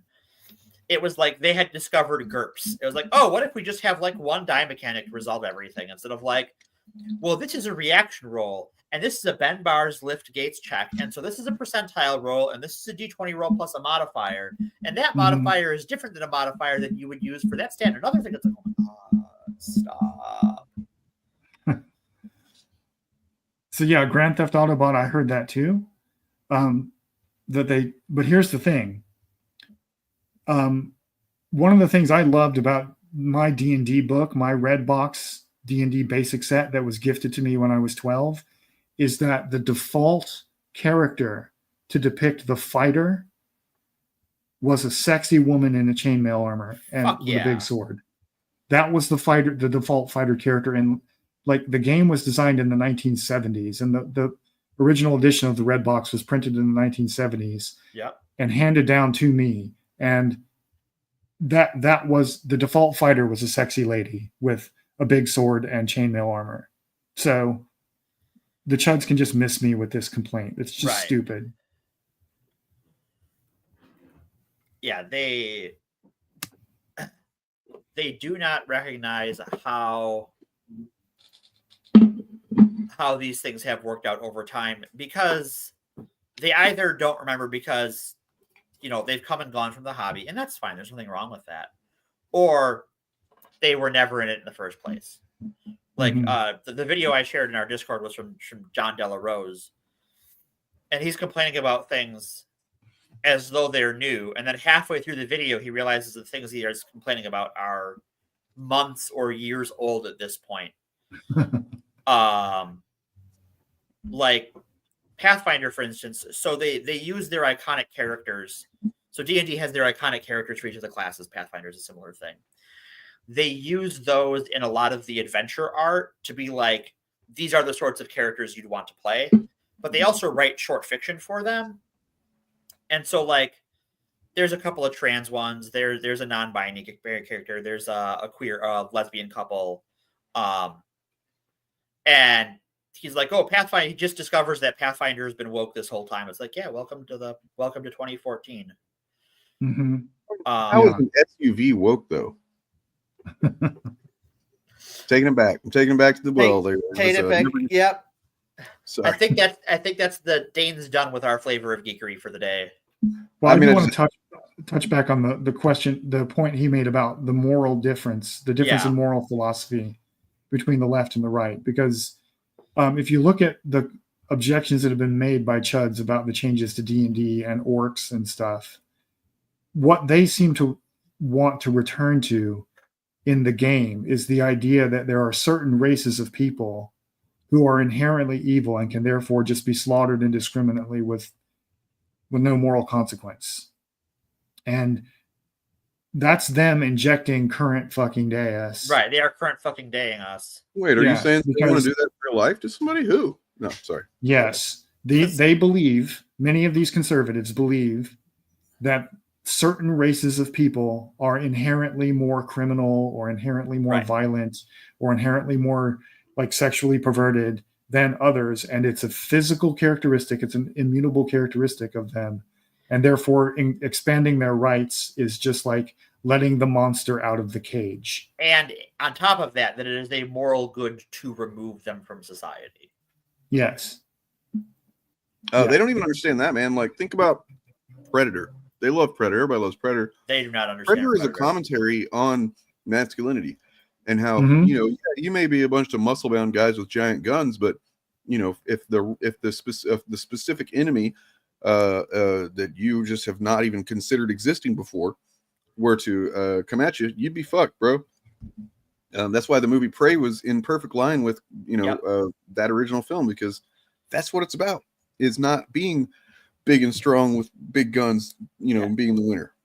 Arnold doesn't defeat the Predator by beating it physically. He outsmarts it. He has to use his cunning and wits to win. And he barely does that. He basically just gets lucky at the end. Yeah, he gets lucky because the toxic masculine Predator makes a mistake as much as anything, overestimates its ability. Mm-hmm.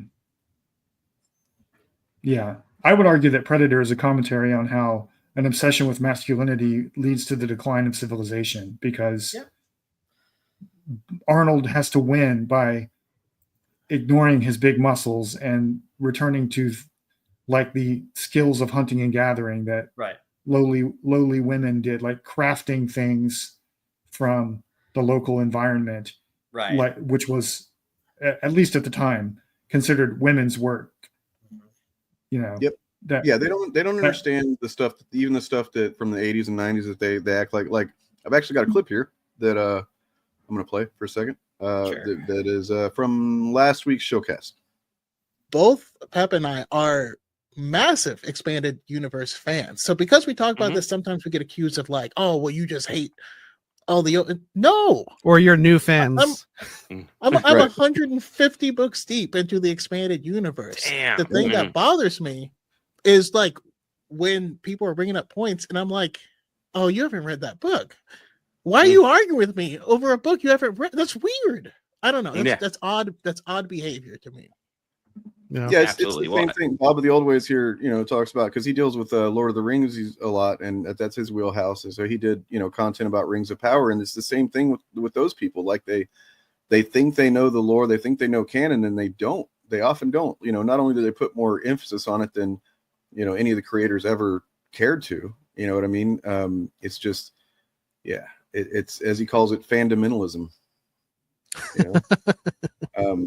But it's like these hateful Christians that don't even actually know what the Bible says, kind of thing. It reminds me of that exactly. That's so true. And then also just like the patriot MAGA types that don't actually understand the Constitution or the Bill of Rights. It's like beating everybody over the head with these texts, but you don't fucking know what they say. Yeah. Sorry, I was scarfing down on tuna sandwich is the reason I wanted to do that. So That's fair. I respect it. and it's a good clip. It is a good clip. Well, and I think that's sort of that they touch on it, that the people making these attacks, whether it's D&D or Rings of Power or Star Wars, do not engage with the things they are commenting on in a holistic way. They know about it tangentially through cultural osmosis. Maybe they've dabbled in it. They've read a wiki, but they're not in it all the way, but they want to act like it. And they want to claim ownership of it when it is not something that anyone owns. Not any one person owns fandom. Not anyone owns D&D. I know Dungeons and Dragons is an IP owned by Hasbro and Wizards of the Coast, but D&D as a role-playing culture is something that is shared between generations of gamers at this point, whether you're OSR or D20 system or 5e or Pathfinder, or you've gone off into the weeds with, White Wolf games or GURPS or what have you. We all share the TTRPG space, and we're all gamers together. Mm-hmm.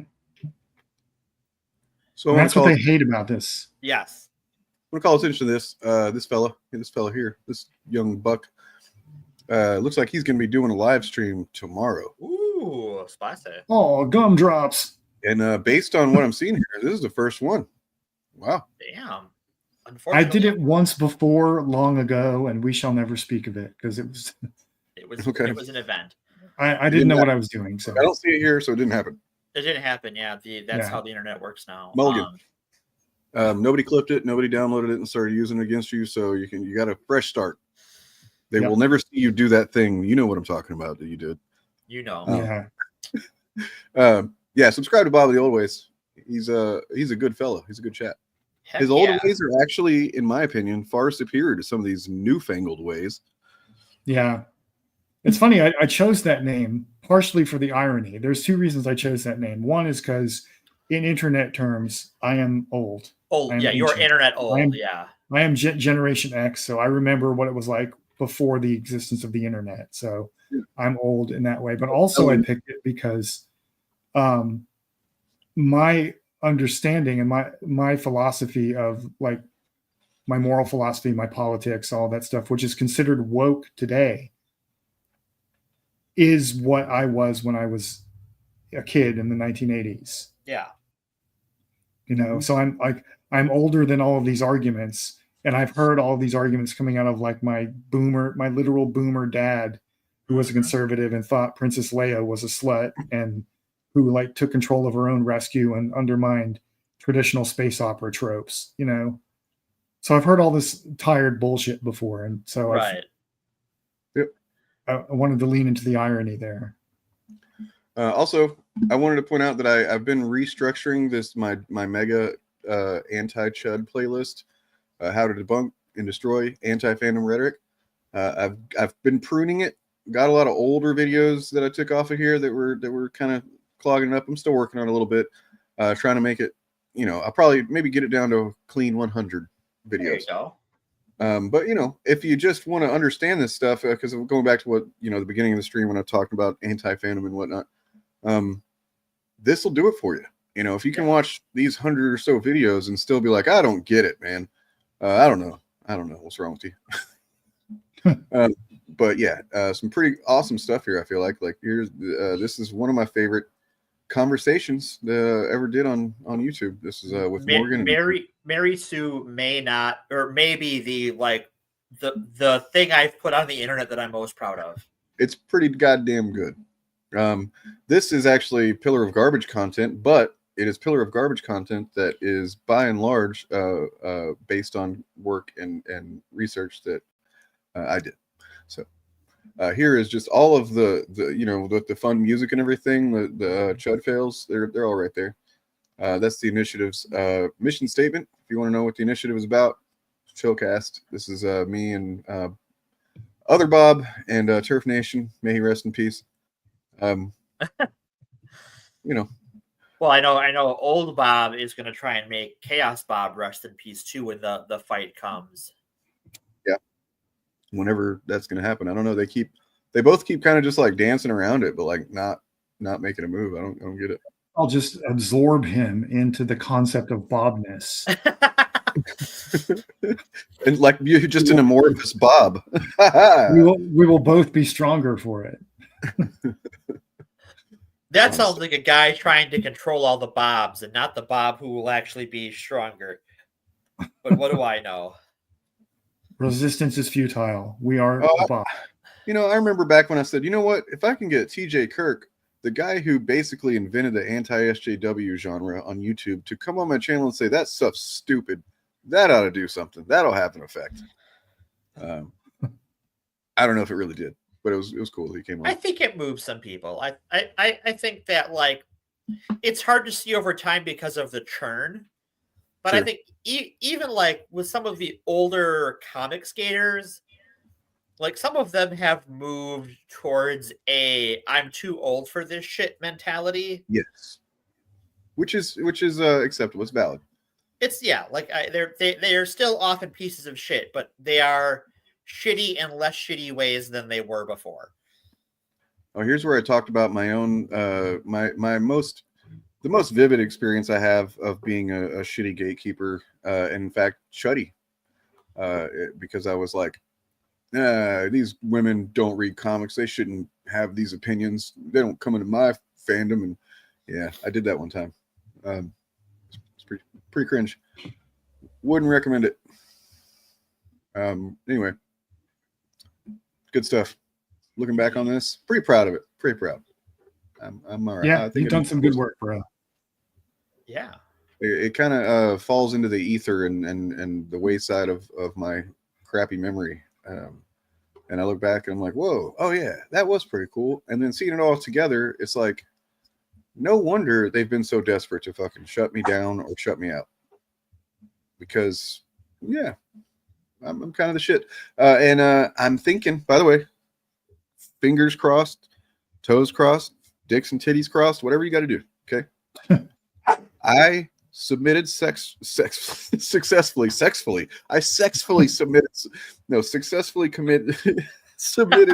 the information that YouTube finally clarified they needed from me. And they said they'll get back with me within a couple of weeks. Might be getting monetization on this motherfucker again. Woo! Party! Woo. So you sexually submitted to YouTube. That was all they needed.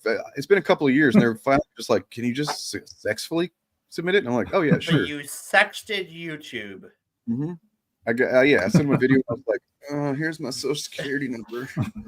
You sexted YouTube about the White Wing and how you need money to fight them, and they're gonna get back to you. Pretty much. At the end of the day,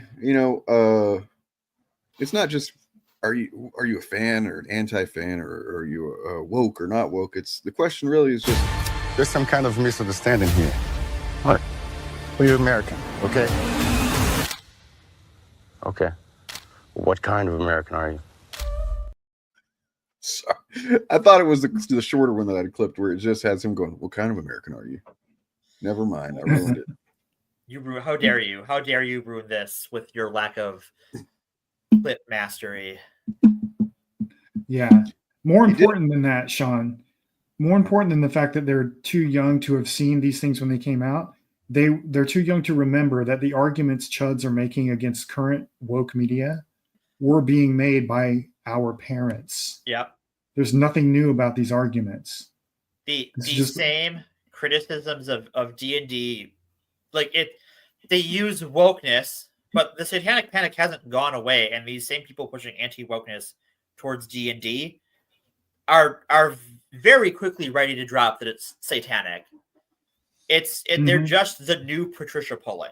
As soon as they know they can get away with it without like a massive kind of just social, like cultural backlash to them saying it, they're going to say it. They're going to be pushing it.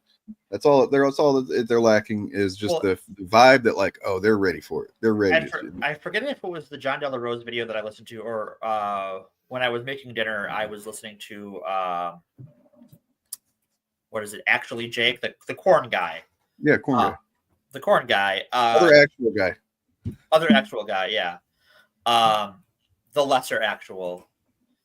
Yeah, he's got more subs than me. So. Well, you know, you got a better cat than him. He's got a corn. That's true. That is objectively true. Yeah. Sorry, what was he saying? But there was a video he's reacting to where they were saying that like all of this woke stuff they're putting in D&D and Pathfinder was demonic. So now D&D and Pathfinder aren't pushing Satanism, they're being corrupted by Satanism. And I'm just like, God damn, I hate you all. Yeah. We did an episode on that. Yeah, we've talked about D&D a few times. Maybe we could revisit it or something. We might have to. Find maybe with a live reaction to the current fucking day as D&D. What does the current fucking day as D&D have a name, Bob? Because like, I am not involved in D&D. I haven't read a D&D rulebook since the 5th ed books first came out, and I went, nah. What do you mean? Does it have a name? Because like it was like like 3rd edition, 3.5 edition. I see. Yeah, you mean like the latest rules update? Yeah, what is it called? Yeah, the fans are going with D&D 2024. Okay, all right. Or D&D 24, basically. D&D 24. Okay. Relax. Because that's maybe we can come up with something better, but I just call it Dungeons and Dragons. That's fair. I mean, it's been D&D the whole time. No, I get what you're saying. I realized the context of how you're saying reviewed there. Grand Theft. What was I saying? Oh, have you you guys have all seen the puppets? You've seen the Puppet Bob, right? Everybody seen Puppet Bob? Puppet Bob is amazing. If you haven't, I mean, we got plenty of people watching. You might not have. Probably a couple haven't seen it. Let's check it out. Sure. You have already said that. That's right. Organized chaos, immortalized in felt. So a few times. Old Bob, where's your puppet? Yeah, come on in, dude. This is actually a big thing in his corner. That's gonna, in the Bob Wars. In the Bob Wars, you got to come back with something. I do. I don't know. I'm waiting for my opportunity, but right. I can probably top this. Claymation? You could do claymation. That would be. No, I mean, like, put me in a debate with Eric July, and I could probably do better than Bob Chaos did. Well, because full disclosure, and this is relevant, is that this video in particular was seems to be, based on what I understand about the arrangement, Ethan Van Sciver often pays the puppet guy to make specific videos for him. This video was not on the Ripoff Verse channel, because that's where I went looking for it when I heard there was a Bob puppet. I was like, it's not there. It was at the beginning of Ethan's stream from the other night. So he apparently pays for exclusive rights, at least for some length of time that he gets exclusive. And he's the one that paid this guy to make. So a guy that we have criticized, Bob actually debated and did a pretty good job of showing his ass to people. He actually paid a guy to make a puppet that actually makes Bob look pretty fucking badass. This puppet does in some ways better performance than Bob actually did in the debate. So What's amazing what happens when you can puppet both sides of the debate. You just talk around in circles. I do not. I expressly said, did I not, that to the point that what I said previously to that. Okay, we're going off track again. My answer to what I think you're mumbling about is that I think your only issue with Miles Morales is that he's black. Right? What I said was, and this is not exclusively to the point that I previously made that pertains to the subject matter at hand, which if you'd been listening to the original statement that... Good Lord, you really are an idiot. Okay, let's go back to the start here. So, so you've obviously read Amazing Fantasy 15, right? You're changing the subject that correlates to... Wait, you have read Amazing Fantasy 15, right? I don't see how that has anything to do with either. Are you aware of Amazing Fantasy 15? Your question isn't in good faith, so I don't have to... Have you heard of Amazing Fantasy 15, Derek? The question is, have you read Fantastic Fantasy... Well, only a totally fake comic book fan, like someone who tells people to call him the Black Stan Lee, would not know the significance of Amazing Fantasy 15, especially in the context of this conversation or debate, whatever it is. I am not obliged to, that is, to address a point that doesn't pertain to the subject that I previously stated. Do you as even a know what Amazing Fantasy 15 is? Does anybody know what it really is? Have you ever read Amazing Fantasy 15? Who do you think would win in a fight between Have you ever read Amazing Fantasy 15? Have you seen Jurassic Park, Big Dinosaur? Do you know what Amazing Fantasy 15 is, Derek? Do you know what my favorite food is? Have you ever read Amazing Fantasy 15? Look at this funny rabbit. Have you ever read Amazing Fantasy 15? I'm Batman. Interesting. So basically, you absolutely cannot answer that question, can you? What? You're a fake comic nerd, Derek, and a grifter. You just sell bits of YouTube merch in the shape of comics. And you're also a noisy, low IQ moron who can't answer simple questions without melting down. Is that about the right description of the situation, Derek? Have I got that right? Oh, yeah. Oh, yeah? How tall are you? How much do you weigh? What's your shoe size? What? Where was your grandparents' country of origin, huh? Are you serious? Okay, well, you've had me on this stream for 6 hours already. I'm tired, and I have to wake up early in the morning, so I'm gonna... Oh, I see. Running away, huh? Running away. Y'all gonna bounce now. Y'all gonna run off like a pussy, huh? Listen, as soon as I cut the feed, the first thing you're... He did not. I was going to ask, who does the voices for these? Because they're good. I don't know who does the voice. I feel like some of them are. I've noticed definitely are probably AI. But I really don't know. As much as I know about the guy that behind Ripoff Verse, he is his skill set and training and career is in stunts.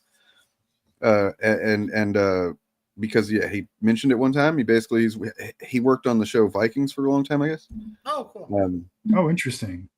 And then he's worked on a lot of stuff, but like I think he might be maybe British. Not sure. But yeah, it's probably AI voices, and then like the sets and stuff. I'm guessing he puts all this stuff together himself, and probably cool. going to do anyway is carry on streaming on your own, shout and bark, and celebrate to your moronic subscribers that you've had some kind of fictional huge win, and generally lose your mind in public live, right? That's not anything I would personally do, not the kind of thing I'm even known to do. I'm not that kind of person. I do want to say, and I've said this before about the Ripoff Verse, 2 criticisms primarily. I cut it off at the end of this video. I think that he missed the natural end point and instead went for a racist joke. Yeah. And I basically the if you've seen the whole thing, the 2 rednecks at the end were unnecessary. I just cut off the video before they even came on screen. And I think it's a better natural ending, as you'll see. Does not stick the landing with the actual ending. I was like, you ruined it. Yep, and that's not the first time he's done it. It's like, come on, man. There's stuff where it's like he makes it kind of homophobic with Eric and Glenn Beck or whatever. It's like you're doing all the funny stuff, and then you also make it like he's gonna blow him, and like, oh no, right? It's like, come on. Anyway, you were already funny. You don't need to ruin. Besides that, I guess what I would say is that what the fuck was I gonna say? Yeah, the no dad cap is definitely a dog whistle, as Sean pointed out. No, I mean I wasn't. No, because that's what thank you. Remind me. I was actually going to say that the no dad thing. I've made one of my graphics I've used a few times for thumbnails or whatever is him with his, because I've got a PNG transparent background with his head wearing his hat, and I've blacked out the hat so that I can put whatever on there at any given time I want to. So I've put Scam Lee. I've put the Rippaverse is failing, and then also where's my dad. So I'm just saying. This is not the only time that I've seen something that's like, man, are you taking my jokes? I feel like he watches my content. He watches he watches your content. I think so. I think if you're gonna look at anybody that, I'm probably the number 2 roaster of Eric July when it comes to just like memes and images and fun gags and shit. This guy obviously takes number 1 spot because I can't do puppets and shit, but like, I think I'm right under there. And yeah, I guess it is. So the reason, the reason that the no dad thing is, yes, it can definitely be used as a dog whistle. I don't use it that way because of the fact that if you've seen the video that Ed made and how he showed how, Eric is always like, oh, these people on the line criticize talking, they got all these problems that they don't want to deal with. So they get on the internet and they talk shit to you or whatever. And that's juxtaposed with him. And the fact that I guess Ed did some pop counterculture, did some research and found several times where it's been revealed that, or he revealed that he didn't know his dad growing up. And it's like, just it kind of gives you an insight into his. I don't see that, and I understand that is a racist trope and shit like that, and people can bring that up in a racist way. To me, it's just, oh, I get that where some of this shit that you're, this performance that you do, this need to be, validated and liked and shit like that, and lie is kind of coming from this deep-seated fucking wound that you got that your dad wasn't there, right? And I would feel the same way if it was his mom or whatever. So But I think when it comes to dog whistles, or other things that are like on that border of like how racist are you being?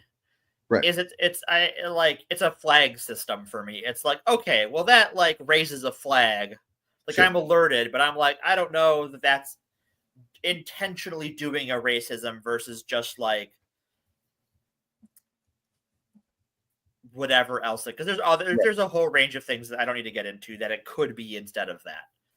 Yeah. But when you pile enough of those up, it's like, okay, well now Absolutely. I have enough evidence as totality to go, okay, you're actively being racist rather For than example, just like as someone called out here, and I forgot this, and I'm really glad he didn't actually have him say this in this video, but hibbity jibbity is one that they've had Eric saying in the puppets form before, and that definitely reads as fucking is.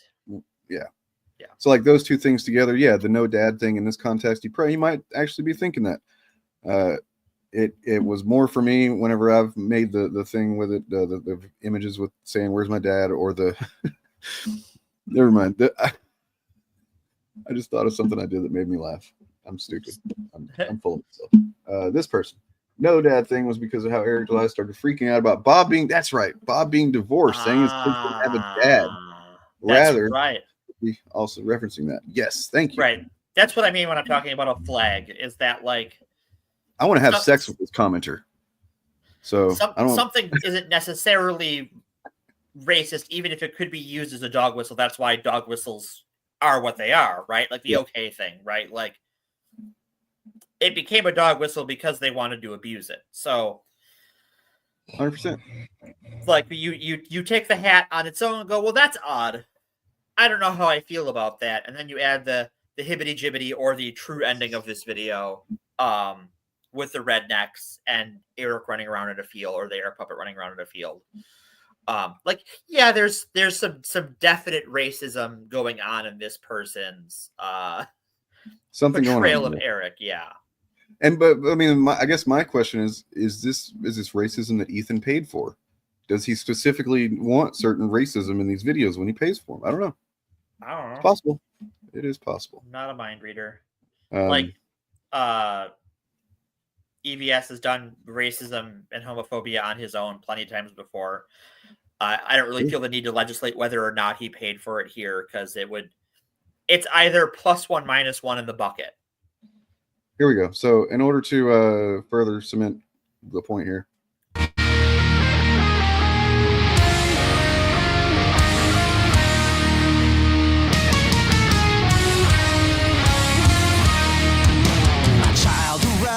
Your bitch ass couldn't even stay with the fucking mother of your fucking children. The person behind that account, often a sock account, is more than likely some pencil-neck, out-of-shape bozo that has his own personal issues. And because he doesn't actually know how to deal with this mommy and daddy problem, he's taking it out on you. Fuck. And you could not stay with the mother of your fucking children, right? So you want to talk about you done left your parents or your children with a single mom. You left your children with a single fucking mom. Divorced. He divorced that's the worst thing you could possibly do. That's the worst thing you could possibly do. You're not even with the children. Can't talk to your kids, man. Can't talk to your children. And took the kids, said he's sharing custody. We know what the fuck that means. You ain't sharing no damn custody. We already know what that means. You ain't even raising your goddamn kids. Not raising your kids. Shit. Oh, children deserve it. You ain't even raising your kids, bro. And you did the worst thing that you could possibly do to your fucking children. And that's not raise them in a 2-parent household. That's the worst thing? I don't That's what I wanted to talk about. Yeah. I can think of way worse things you can do to a kid than Yeah, there are plenty of instances of divorce increasing the mental health of the children because abuse goes down. 100%. Mm-hmm. Yep. I have not had Korean fried. I don't think so. I have. It's delicious. Yes, that is right. And then look, there you can find online recipes, make the shit that they use, and make your own fucking. I used to have a joke though. I still think it's pretty funny from way back in the day. Whenever this stuff was in the news all the time. Whenever that was it was like, oh no, there's one corporation that's bigoted instead of like now there's like a bunch of them all of them openly. But like I said, you know what I want to do is I want to start a chicken restaurant chain and basically just like compete with Chick-fil-A. And I'm going to be like, we're all inclusive. We are LGBTQ friendly and call it Chick on Chick-fil-A. It's still funny. Solid 8 out of 10 joke. Oh, thank you. And everything would cost X number of dollars and 69 cents. Fuck yeah. So, well, no, you got to mix it up. It's got to be either 69 cents or 66 cents. Mm-hmm. Like whatever, if something is $6, it is $6.66. Whereas everything else is 69 cents. Oh yeah, and Grand Theft Autobot has a good idea too. All of your wings could just be the left wing of the chicken. Nice. Fuck yeah. Or would it be the right wing? So we're not perpetuating intra left wing fighting. We're just eating the right. We're not eating the left. So, and then I did want to address because yes, right. Like I don't want you to think anybody's thinking that that's not the case. It is absolutely a racist trope and stereotype. I mean, even in the sense that it does happen, it's because of racist fucking systems that tend to have black men in prison more than at a higher rate than white men or whatever. Because or in situations where employment can't pay for their pay for them to raise their family, and they are effectively unable to take care of their family and choose to take care of themselves. They're forced into an incredibly difficult situation. 100%. 66 cents if the dollar amount ends in 6. That's what I said. Yeah. All right. I don't know. I was trying to get out of here a little while ago, but now I don't care anymore. Well, I mean, because this lovely lady who commented earlier, and anybody wondering, I said I wanted to have sex with that commenter because that's my girlfriend. I was not just suddenly being unethical as fuck out of nowhere, going against everything I said. I was going to ask about that in post show, but I'm glad we cleared that up on air. Do we have to have the talk on parasocial relationships again, Dane? She brought me a tuna sandwich just a few minutes ago, and that's what I was wanting to leave for. So I'm like, I'm fucking hungry, so I'm good now. See, every time you play a clip, I take a bite of this barbecue pulled chicken sandwich I made. So. Oh yeah, well, let's watch this one because apparently Alyssa Mercante has a YouTube channel for her clips from Twitch now. Oh, so I'll pull that link up as we watch this. To be a games journalist takes luck, first of all. As you can see from the fact that I am one of hundreds of unemployed games journalists, the industry is shrinking. Modern media is disappearing, and it's being replaced by influencer culture and reactionaries. You need to be a little bit more open-minded to the way in which you impart journalism as a games journalist in 2025. That's why I'm trying this. I think you need to be flexible with the ways in which your stories, your reporting, your opinion pieces, your commentary, the ways in which you bring that to the world, the ways that you present it. So I think, yes, obviously, there's the traditional thing of Ollie Welsh writing about Black Myth Wukong, continuing its gaudy streak, and it getting published on Polygon.com. But there's also things like what I'm trying to do. It's not necessarily like proving to be the most lucrative thing in the world, and growing a Twitch channel takes a lot of work and a lot of time. There are so many people who have become reactionary YouTubers who are making making money and content off of this reporting that we all know is rooted in obfuscations and lies and all of this stuff.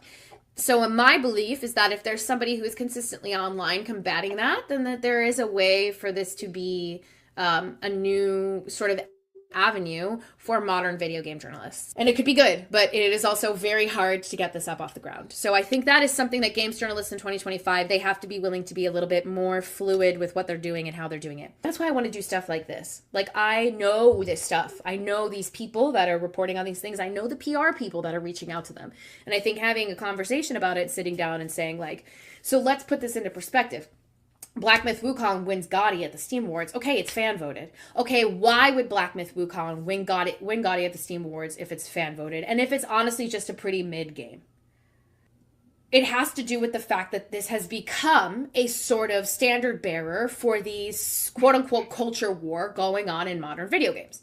That, you know, in November 2023, Reb and Ki-hoon reported on a toxic work environment that was happening at Game Science.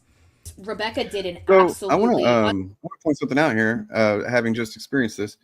Bob, I don't know if you can grab the link to her channel relatively easily. I thought I could just type it into YouTube and find it.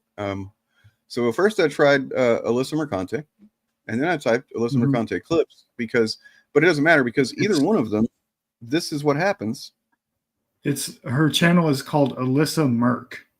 Okay, fair enough. But I mean, like, look at what happens when you type her name in, dude. It's like, just all fucking Asmongold. And well, it's Smash JT.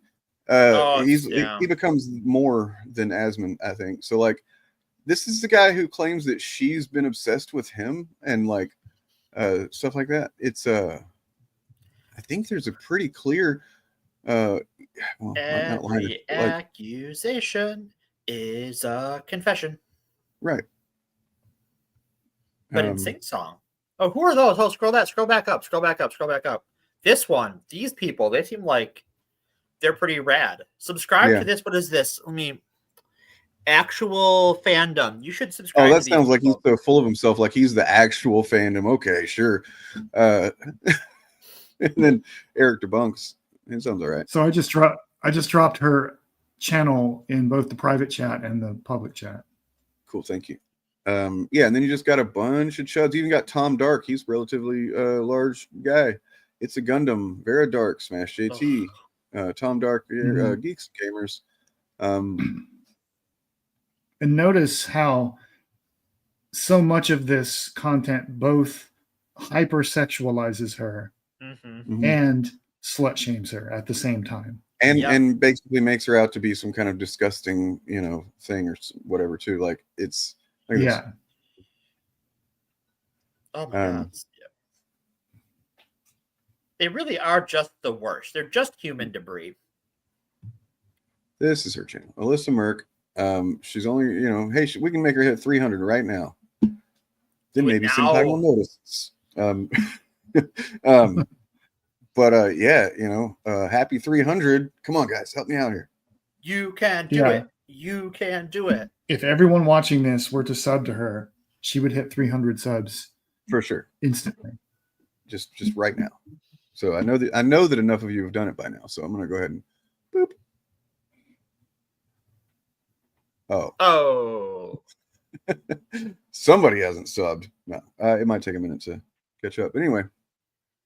And then guess what happens when you click on these? So these, you know, not bad views for first 3 clips, right?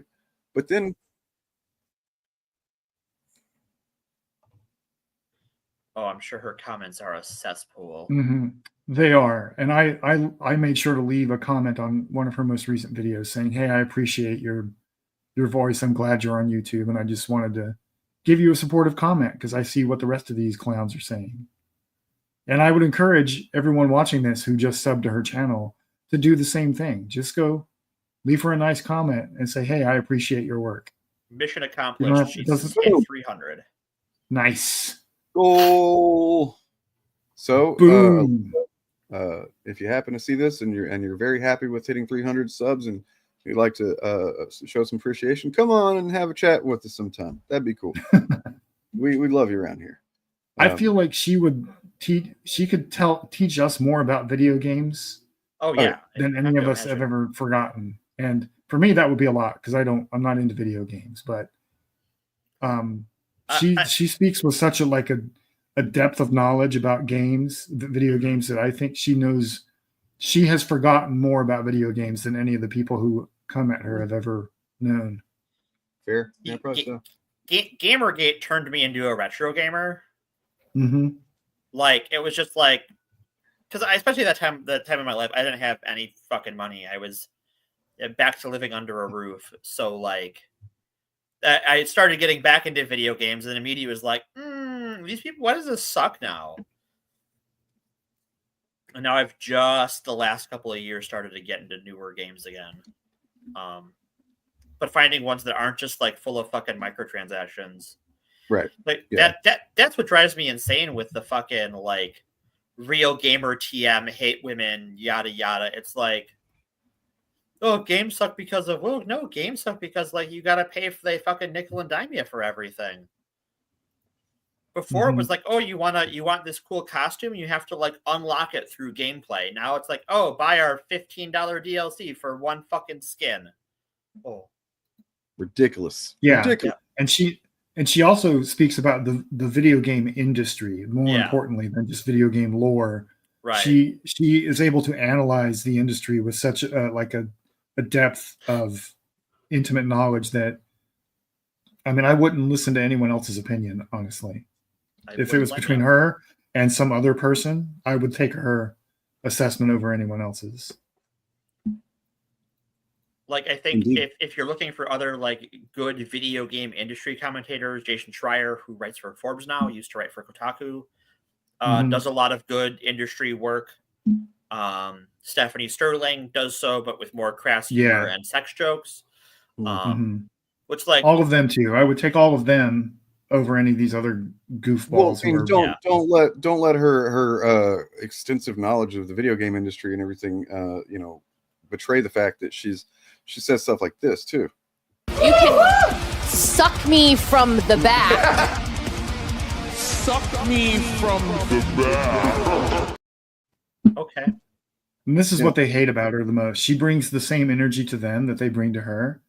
And it's pretty obvious if you watch her Instagrams and stuff. She is physically stronger than almost all of them. Oh, and yeah. they know it. Because she's a muscle mommy. Spoiler alert. So they just, her mere existence is such a threat to their fragile masculine self-concept that. Well, you can watch her on Twitch. She's on Twitch. You check her out. But Freud would have a field. Yeah. But that would involve watching Twitch, and yeah, who goes over there, right? Like, I just don't have time. Like, I'm so busy all the time. I feel like Twitch. I used to be on Twitch just as like a consumer. I didn't have a channel or anything. I feel like it's been very enshittified by billionaire money. Like a lot of these, like all platforms have. All really, platforms have, yeah. Damn, it's like everything is kind of just acceptable to this shit, man. It's like, what do? We need like some kind of revolution. I don't know. We need you to like and subscribe to Forced Adversity and the FAPcast. That's how you do it. Look, guys, forget all the revolutions talk. Look, just like and subscribe to Forced Adversity Podcast. Has its own channel that's linked below, but you're probably watching on the actual Phantom channel. You should like and subscribe there if you have not done so. And then also, Bob of the Old Ways, his channel is also linked in the description. He'll be streaming for the first ever time. First ever original Bob stream. Tomorrow night at 6:35 p.m. Pacific, which I think is 9:35 p.m. Eastern. I'll be taking a look at some preliminary Chud talking points about the upcoming Chronicles of Narnia movies, because they're going to have almost 2 full years to build their narrative around it. And unlike Rings of Power, which I kind of stumbled into, now we'll be able to observe and dismantle their arguments in real time as they develop. I'm very curious about that because I have never, I've read Lion, Witch, and the Wardrobe, but I never read any of the other stuff. Yeah. And I think I saw the first movie, or maybe I just saw it in memes. Who can say?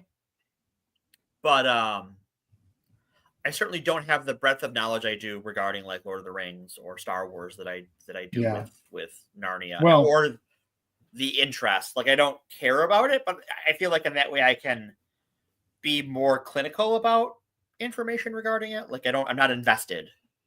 Yeah. Oh, I'm not either, that as much as I used to be when I was a kid, because I mean it was written for a much younger audience, so I Yes. sort of outgrew it. But for many of the same reasons that the Lord of the Rings became a culture war thing, Mm-hmm. I think Chronicles of Narnia will become that as well. Because There's a lot of thematic and cultural legacy similarity between those two. well, the that writer has right-wing- written like Christian apologia he wrote some in his lifetime on top of writing. Yes, but not the kind that you see. Yeah, Today. that's one of the things I find interesting about it is that it's always baffled me. This is a tangent. We don't have to get into it, but it's always baffled me that C.S. Lewis is so popular among American evangelicals when his version of Christianity is one that they consider heretical. Yeah. And if not for the fact that the Chronicles of Narnia is such a great recruitment tool for young people, with the way they use it, they probably would have dismissed him as a heretic years ago. But we can talk more about that on my stream tomorrow. Woo. Indeed. I We will should- be we listening later onto it because I am running Pathfinder tomorrow. Ooh, now that's heresy right there. Point out that I love some sweet heresy. I was going to point out that real quick before we go that where's it at? Saw it here somewhere. The 11-hour I would say probably definitive Vic Mignogna video dropped a couple of days ago by Mars Girl. The live adaptation of the Threadnought. That is going to take me forever to get through. Yeah, but I started. Yeah. I am 3 hours into it. Oh God, I didn't make any progress since I said I was going to watch it this weekend. So I'm stupid. I suck. But I did reach out to her. Hopefully she will get back with me and want to come on to the Shillcast because that'd be cool. Woo, I hope we do so not too. have the knowledge in that area to discuss responsibly and to consider the harmed parties. So yeah, she'd be ideal for that, obviously. But if not, maybe we'll just regurgitate something from the 11-hour video this week. There's probably something in there. Also, Architects has a new music video out. They have new music coming. If you don't know them, doesn't matter. If you do, check out Black Hole. That video has better special effects than like some Hollywood movies that are coming out these days. Certainly some TV pilots that were discussed on this channel. Yeah. Yep. And other than that, I started watching Twin Peaks. Oh, cool. Have you never seen it before? No, never seen it. No, not Doomsday. I'm talking about Black Hole, the new one. Black Hole's brand new in that fucking video. Ooh-wee. But yeah, glad. Wait, you know about Architects? Cool. Fuck yeah. Sweet. Yeah. Twin Peaks is amazing. See, I'm waiting to find that to be true. I've watched now the pilot. It's like, okay. Yeah. I watched it. I remember watching it at the time and wondering why everyone was so enamored by it. But you have to then I like rewatched it without worrying about what the actual plot was. Because that really I do know that eventually the Laura Palmer murder case does not matter to the show, so I know not to get too wrapped up in that. Like, spoiler alert, but like that it becomes a whole lot of other stuff than just that. But I think like a lot of hyper-fixated TV shows, you kind of have to come at it from as like disconnected from the hype as you can. Because like I know like my go-to story for this is with fucking Firefly, where everyone's like, it's the greatest show ever, and I watched it like 3 years after it came out. I'm like, this is one of the television shows of all time. One of them. And I'm pretty sure, wasn't David Duchovny? Did he play a role in Twin Peaks? Am I crazy?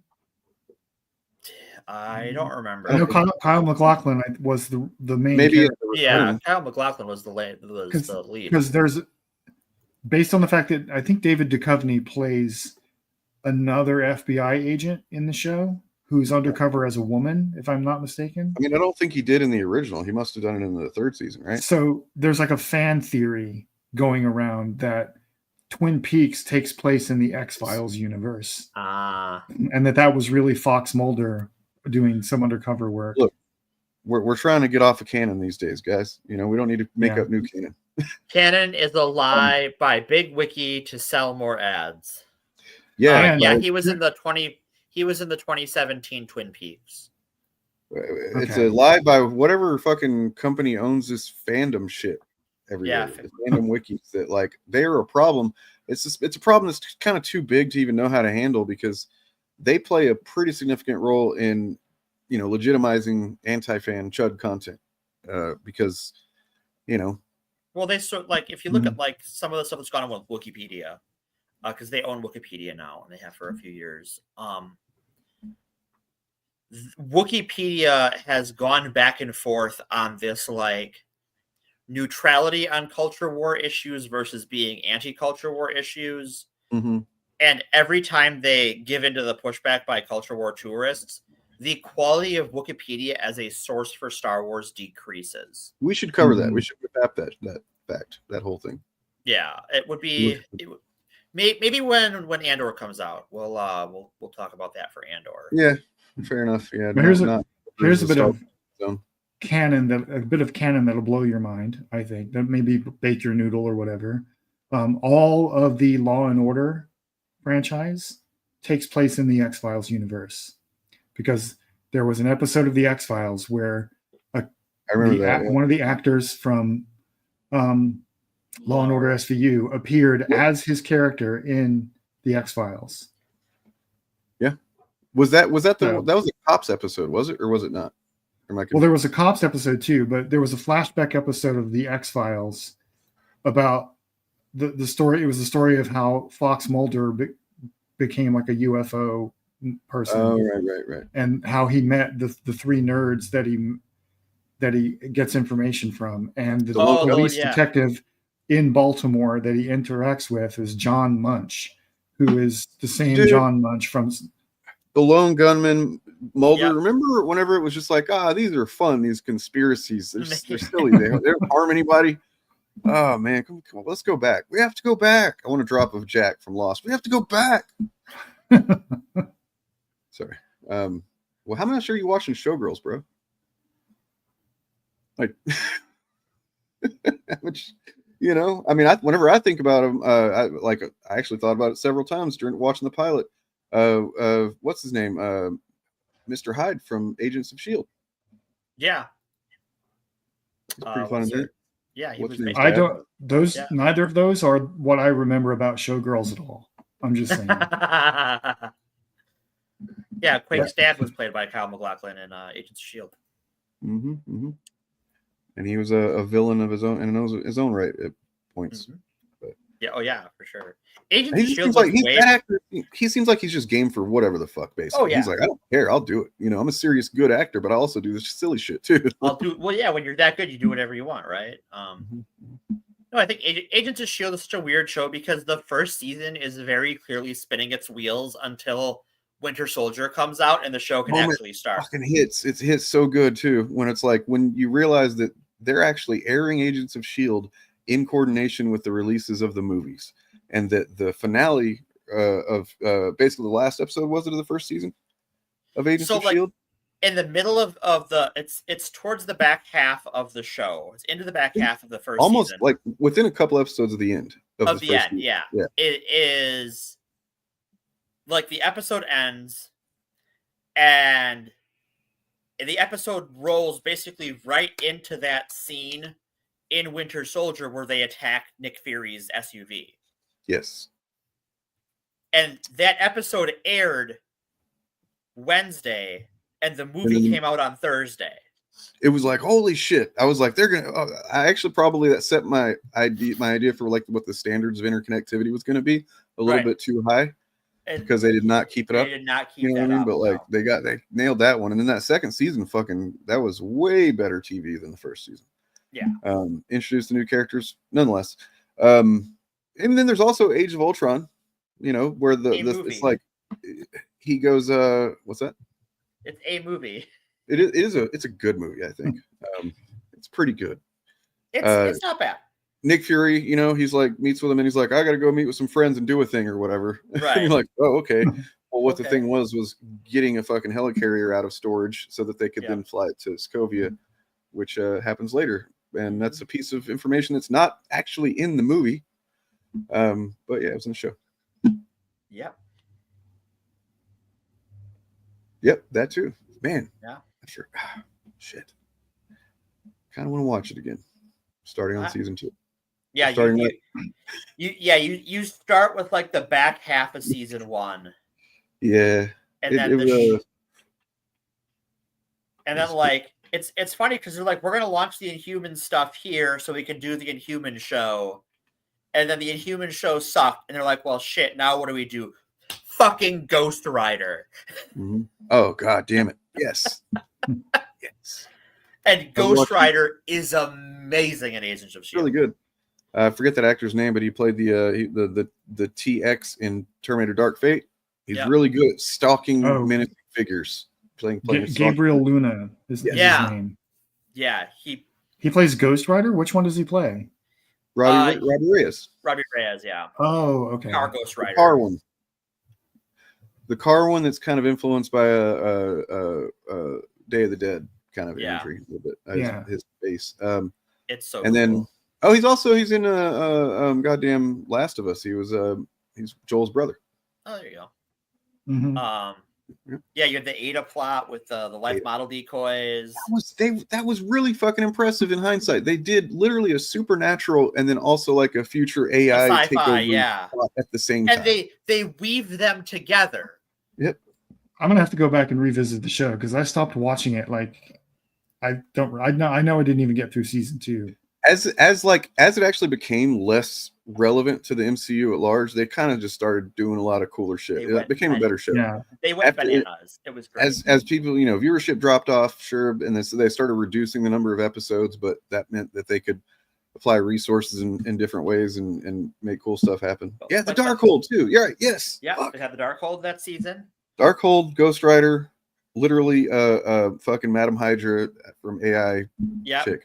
the life model decoy plot, the Matrix plot. You had so much stuff. Can't believe it. And then that spins off into like the origins of Hydra stuff. Yeah. If you took the good ward. if you took the basic competency of filmmaking broadly of the first Ghost Rider movie, not the script, it sucked. Yeah. Not the villains, but like just generally, like it's a movie that's constructed fairly, and then you took the coolness of the sequel, which otherwise sucked. Like that was a mess. It was really corny, but like had some really cool effects and really cool action scenes. Smash them together. Be a pretty good Ghost Rider movie, I think. Yeah, there's almost a good Ghost Rider movie there, or you could watch season 3 of Agents of S.H.I.E.L.D. Oh yeah, good ward. Good, yeah. The Matrix ward, yeah.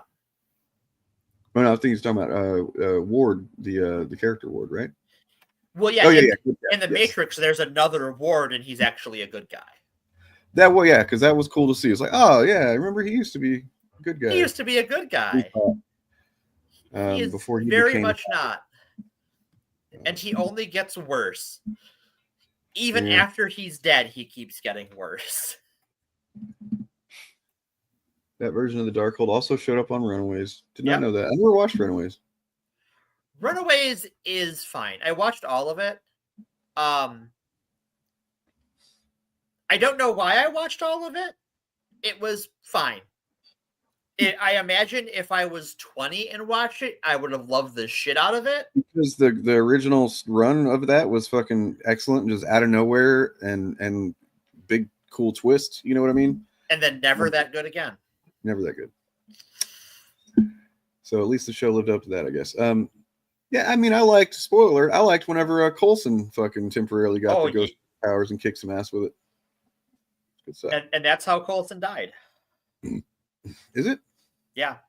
Because the Ghost Rider powers burned out the stuff that brought him back to life. Yeah. And so he dies. And then we get this alien who is like, it's like a ghost alien that reincarnates into a body like him, and then they also build an LMD of Coulson. Yeah, I kind of forget how that all ended up. I remember that the last season they did some time traveling. Yeah, because the Agent Carter's partner from Agent Carter, the guy with the cane, joins SHIELD. He's a cool character. I liked him in Agent Carter. A show my dad would kill his firstborn child to have a third season of. That's awesome. I think my dad it was a good show. It was a good show. I am that firstborn child, and he would absolutely murder me with a stone dagger if it would bring. I was about to start gushing about Fitzsimmons, and I'm like, why would I do that when Pillar of Garbage literally has a fucking excellent video doing that? Like, it's so good.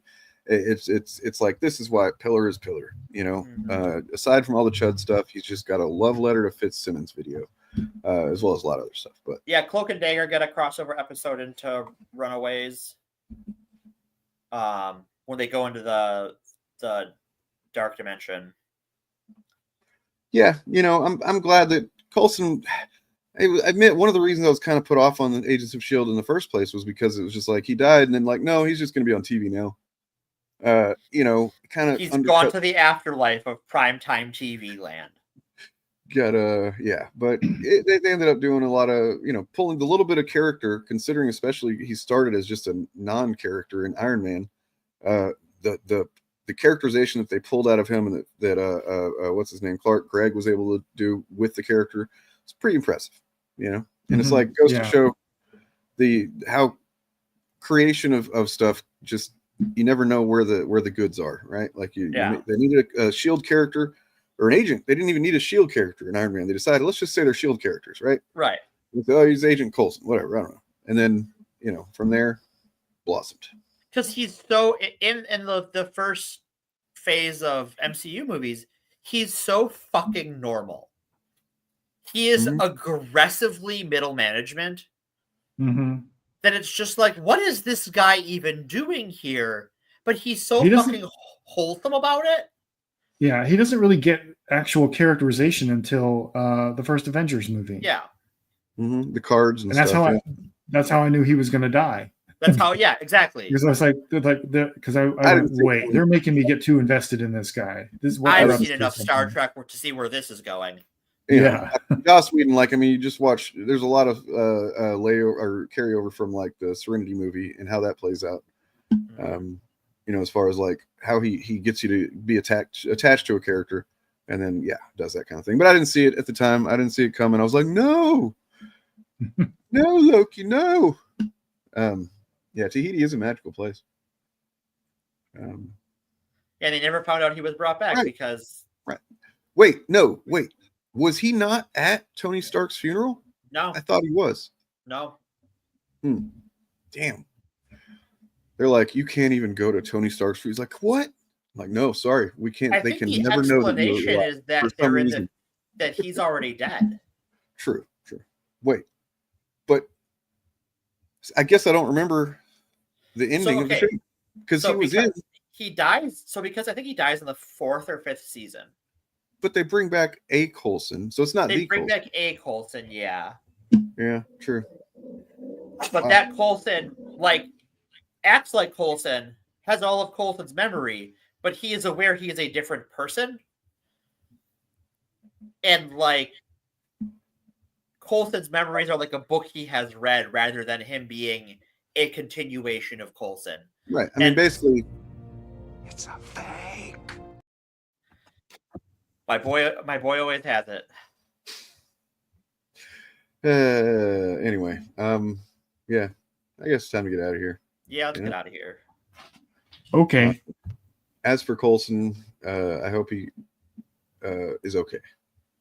I don't believe he's dead. So. Well, A. Coulson is dead, but now there's B. Coulson, so. Don't accept it. Nope.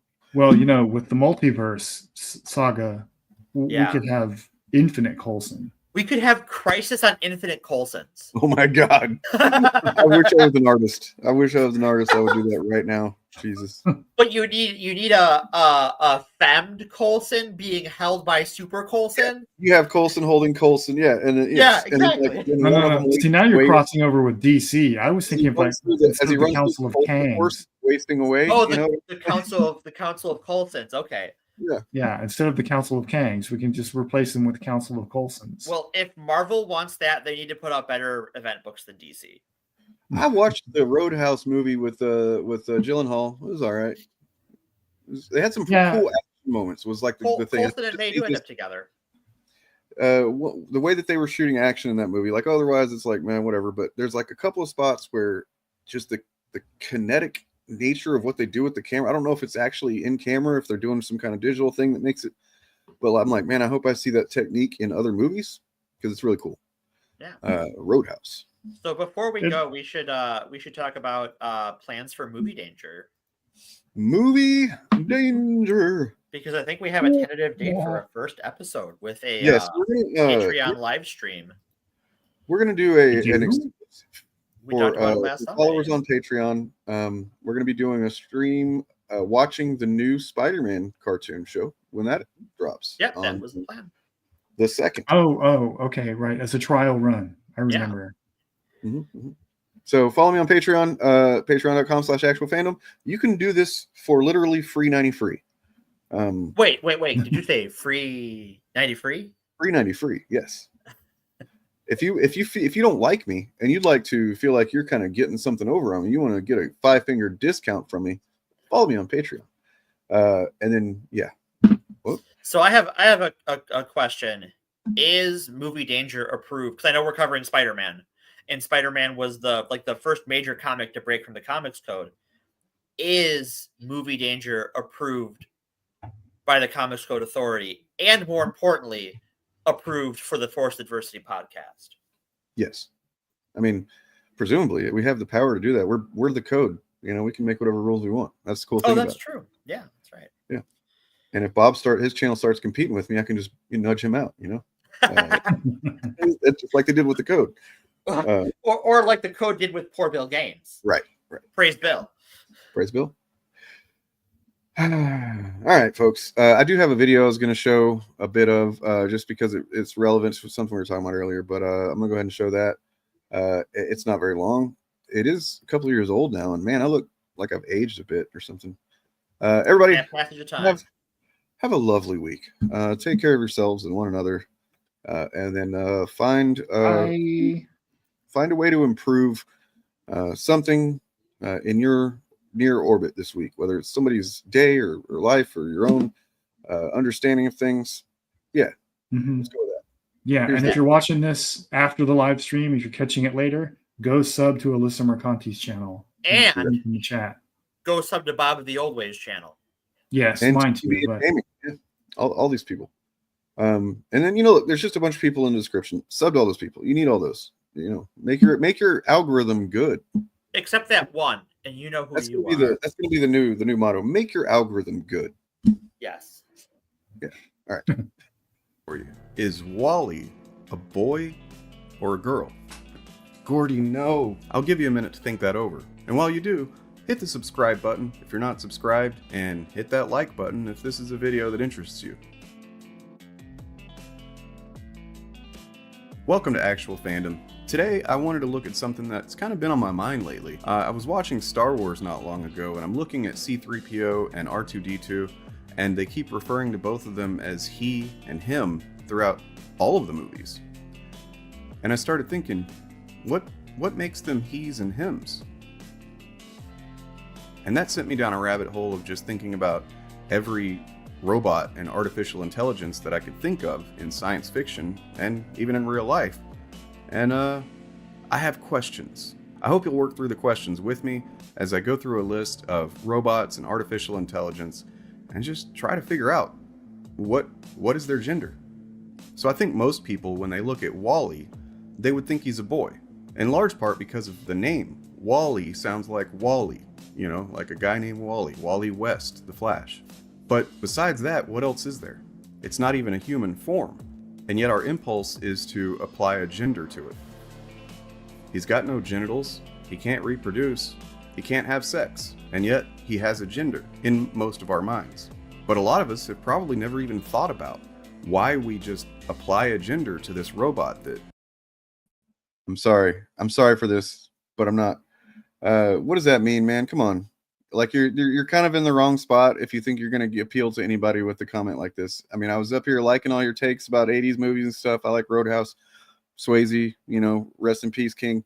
But like, movies are not too politically correct because that's not really a thing that can be defined, and it's not. Movies aren't. It's just not, man. Like, go back and watch some of the content on my channel, and hopefully I'll see you back here next time on stream. And you know, but if you go watch that content and you find you really disagree with what we say on here, then you know you don't have to come back. But I'd like to know that you'd be open to understanding that this is a non-statement. This doesn't mean anything to say that movies are too politically correct now. That doesn't mean anything. Now, the nothing's original anymore thing, sure, we can have conversations about, you know, IP being recycled and stuff like that. But that's, you know, that's just part of having a conversation. Nonetheless, the politically correct thing is just a silly thing that doesn't have any real value of, you know, conversation or thought. All right, back to the video. Isn't human in remotely any way. Robots are basically a blank slate. Humans can create a robot to be whatever we want it to be. So how about C-3PO and R2-D2, and pretty much any droid in the Star Wars universe? I mean, you can look at them. They don't have reproductive organs. I mean, C-3PO is more or less humanoid looking, but R2-D2 is nothing like a human. He's a trash can. R2-D2 doesn't even have a male voice the way that C-3PO does. And yet we and C-3PO call R2-D2 him, he. Looking at our home listening devices, Alexa, Siri, and so on, the default setting is that they're female. Research shows that most people, men and women, prefer a female voice when it comes to, you know, a helpful assistant. And this is probably based on the gender stereotype of, you know, like a woman being the helpful assistant, a secretary. But what about the Iron Giant? He's referred to as he and him. Clearly doesn't have any reproductive organs. What about HAL 9000 from 2001: A Space Odyssey? HAL is just a little red light, and it speaks with a male voice. But like Siri or Alexa, what if we just switch that voice to a female voice? Would we then switch the pronouns? I think we would. And if you don't think you would, you're probably being dishonest. What about the Vision from the Avengers? If we are looking at the one in the MCU, it seems that Vision chose to be a male. I mean, he could manifest a cape and a costume and everything. We saw him do that in Age of Ultron. So presumably, if he wanted to manifest some boobies, he could do that, and he could speak with a female voice. But the Vision chose to present as male. See, the point of all this is to show how we view gender and the subconscious biases and preconceived notions that lead us to see a certain robot or AI as male or female, despite the fact that they have no penis, vagina, testicles, breasts, unless those things are built onto them. One study, for example, found that participants judged a robot programmed to perform security work as being more masculine, because subconsciously people tend to think of masculinity as a more protective trait. But that's not universally true. It's just one of those unconscious biases that we carry around. The problem is capitalism's tendency to gender every product that it can, because that's way better for marketing to a specific demographic. Bic, who makes pens and lighters and so on, they have specific pens designed for women. Does that pen do anything different than a regular pen or a pen designed for men? No. They have ink in them, you hold them, you can write, draw, you can drop it on the floor and go, I don't know where the pen is. It's all the same. How about Barbies and the original G.I. Joe figures? You may not know this, but originally G.I. Joe was the same size as a Barbie doll. Functionally, there's no real difference between a G.I. Joe of that early era and a Ken doll, right? They're basically the same thing. But one was marketed for girls, one was marketed for boys. I think it's a good idea to start to pay attention to how often certain products, services, and so on are specifically targeted to us for our gender. Ultimately, that means that you're allowing an economic system to decide who you are. There was a study done recently in Japan, and this is Japan, not the US, so Japan is not hyper woke like the US, so you know you can trust this study. But the study showed that when people are shown images of different robots, they tend to choose a particular pronoun to apply to that robot. They refer to a robot with a straight torso 90% of the time as a male, but robots with more pronounced waists and hips, you guessed it, they were called female, despite the fact that, once again, they don't have any reproductive organs. I dreamed I saw my maternal grandmother sitting by the bank of a swimming pool, which was also a river. Her genital region was exposed dimly. It had the appearance of a thick mat of hair. She was stroking herself absent-mindedly. She walked over to me, with a handful of pubic hair compacted into something resembling a large artist's paintbrush. She pushed this at my face. I raised my arm several times to deflect her hand. Finally, unwilling to hurt her or interfere with her any further, I let her have her way. She stroked my face with the brush gently and said, like a child, "Isn't it soft?" I looked at her ruined face and said, "Yes, Grandma, soft."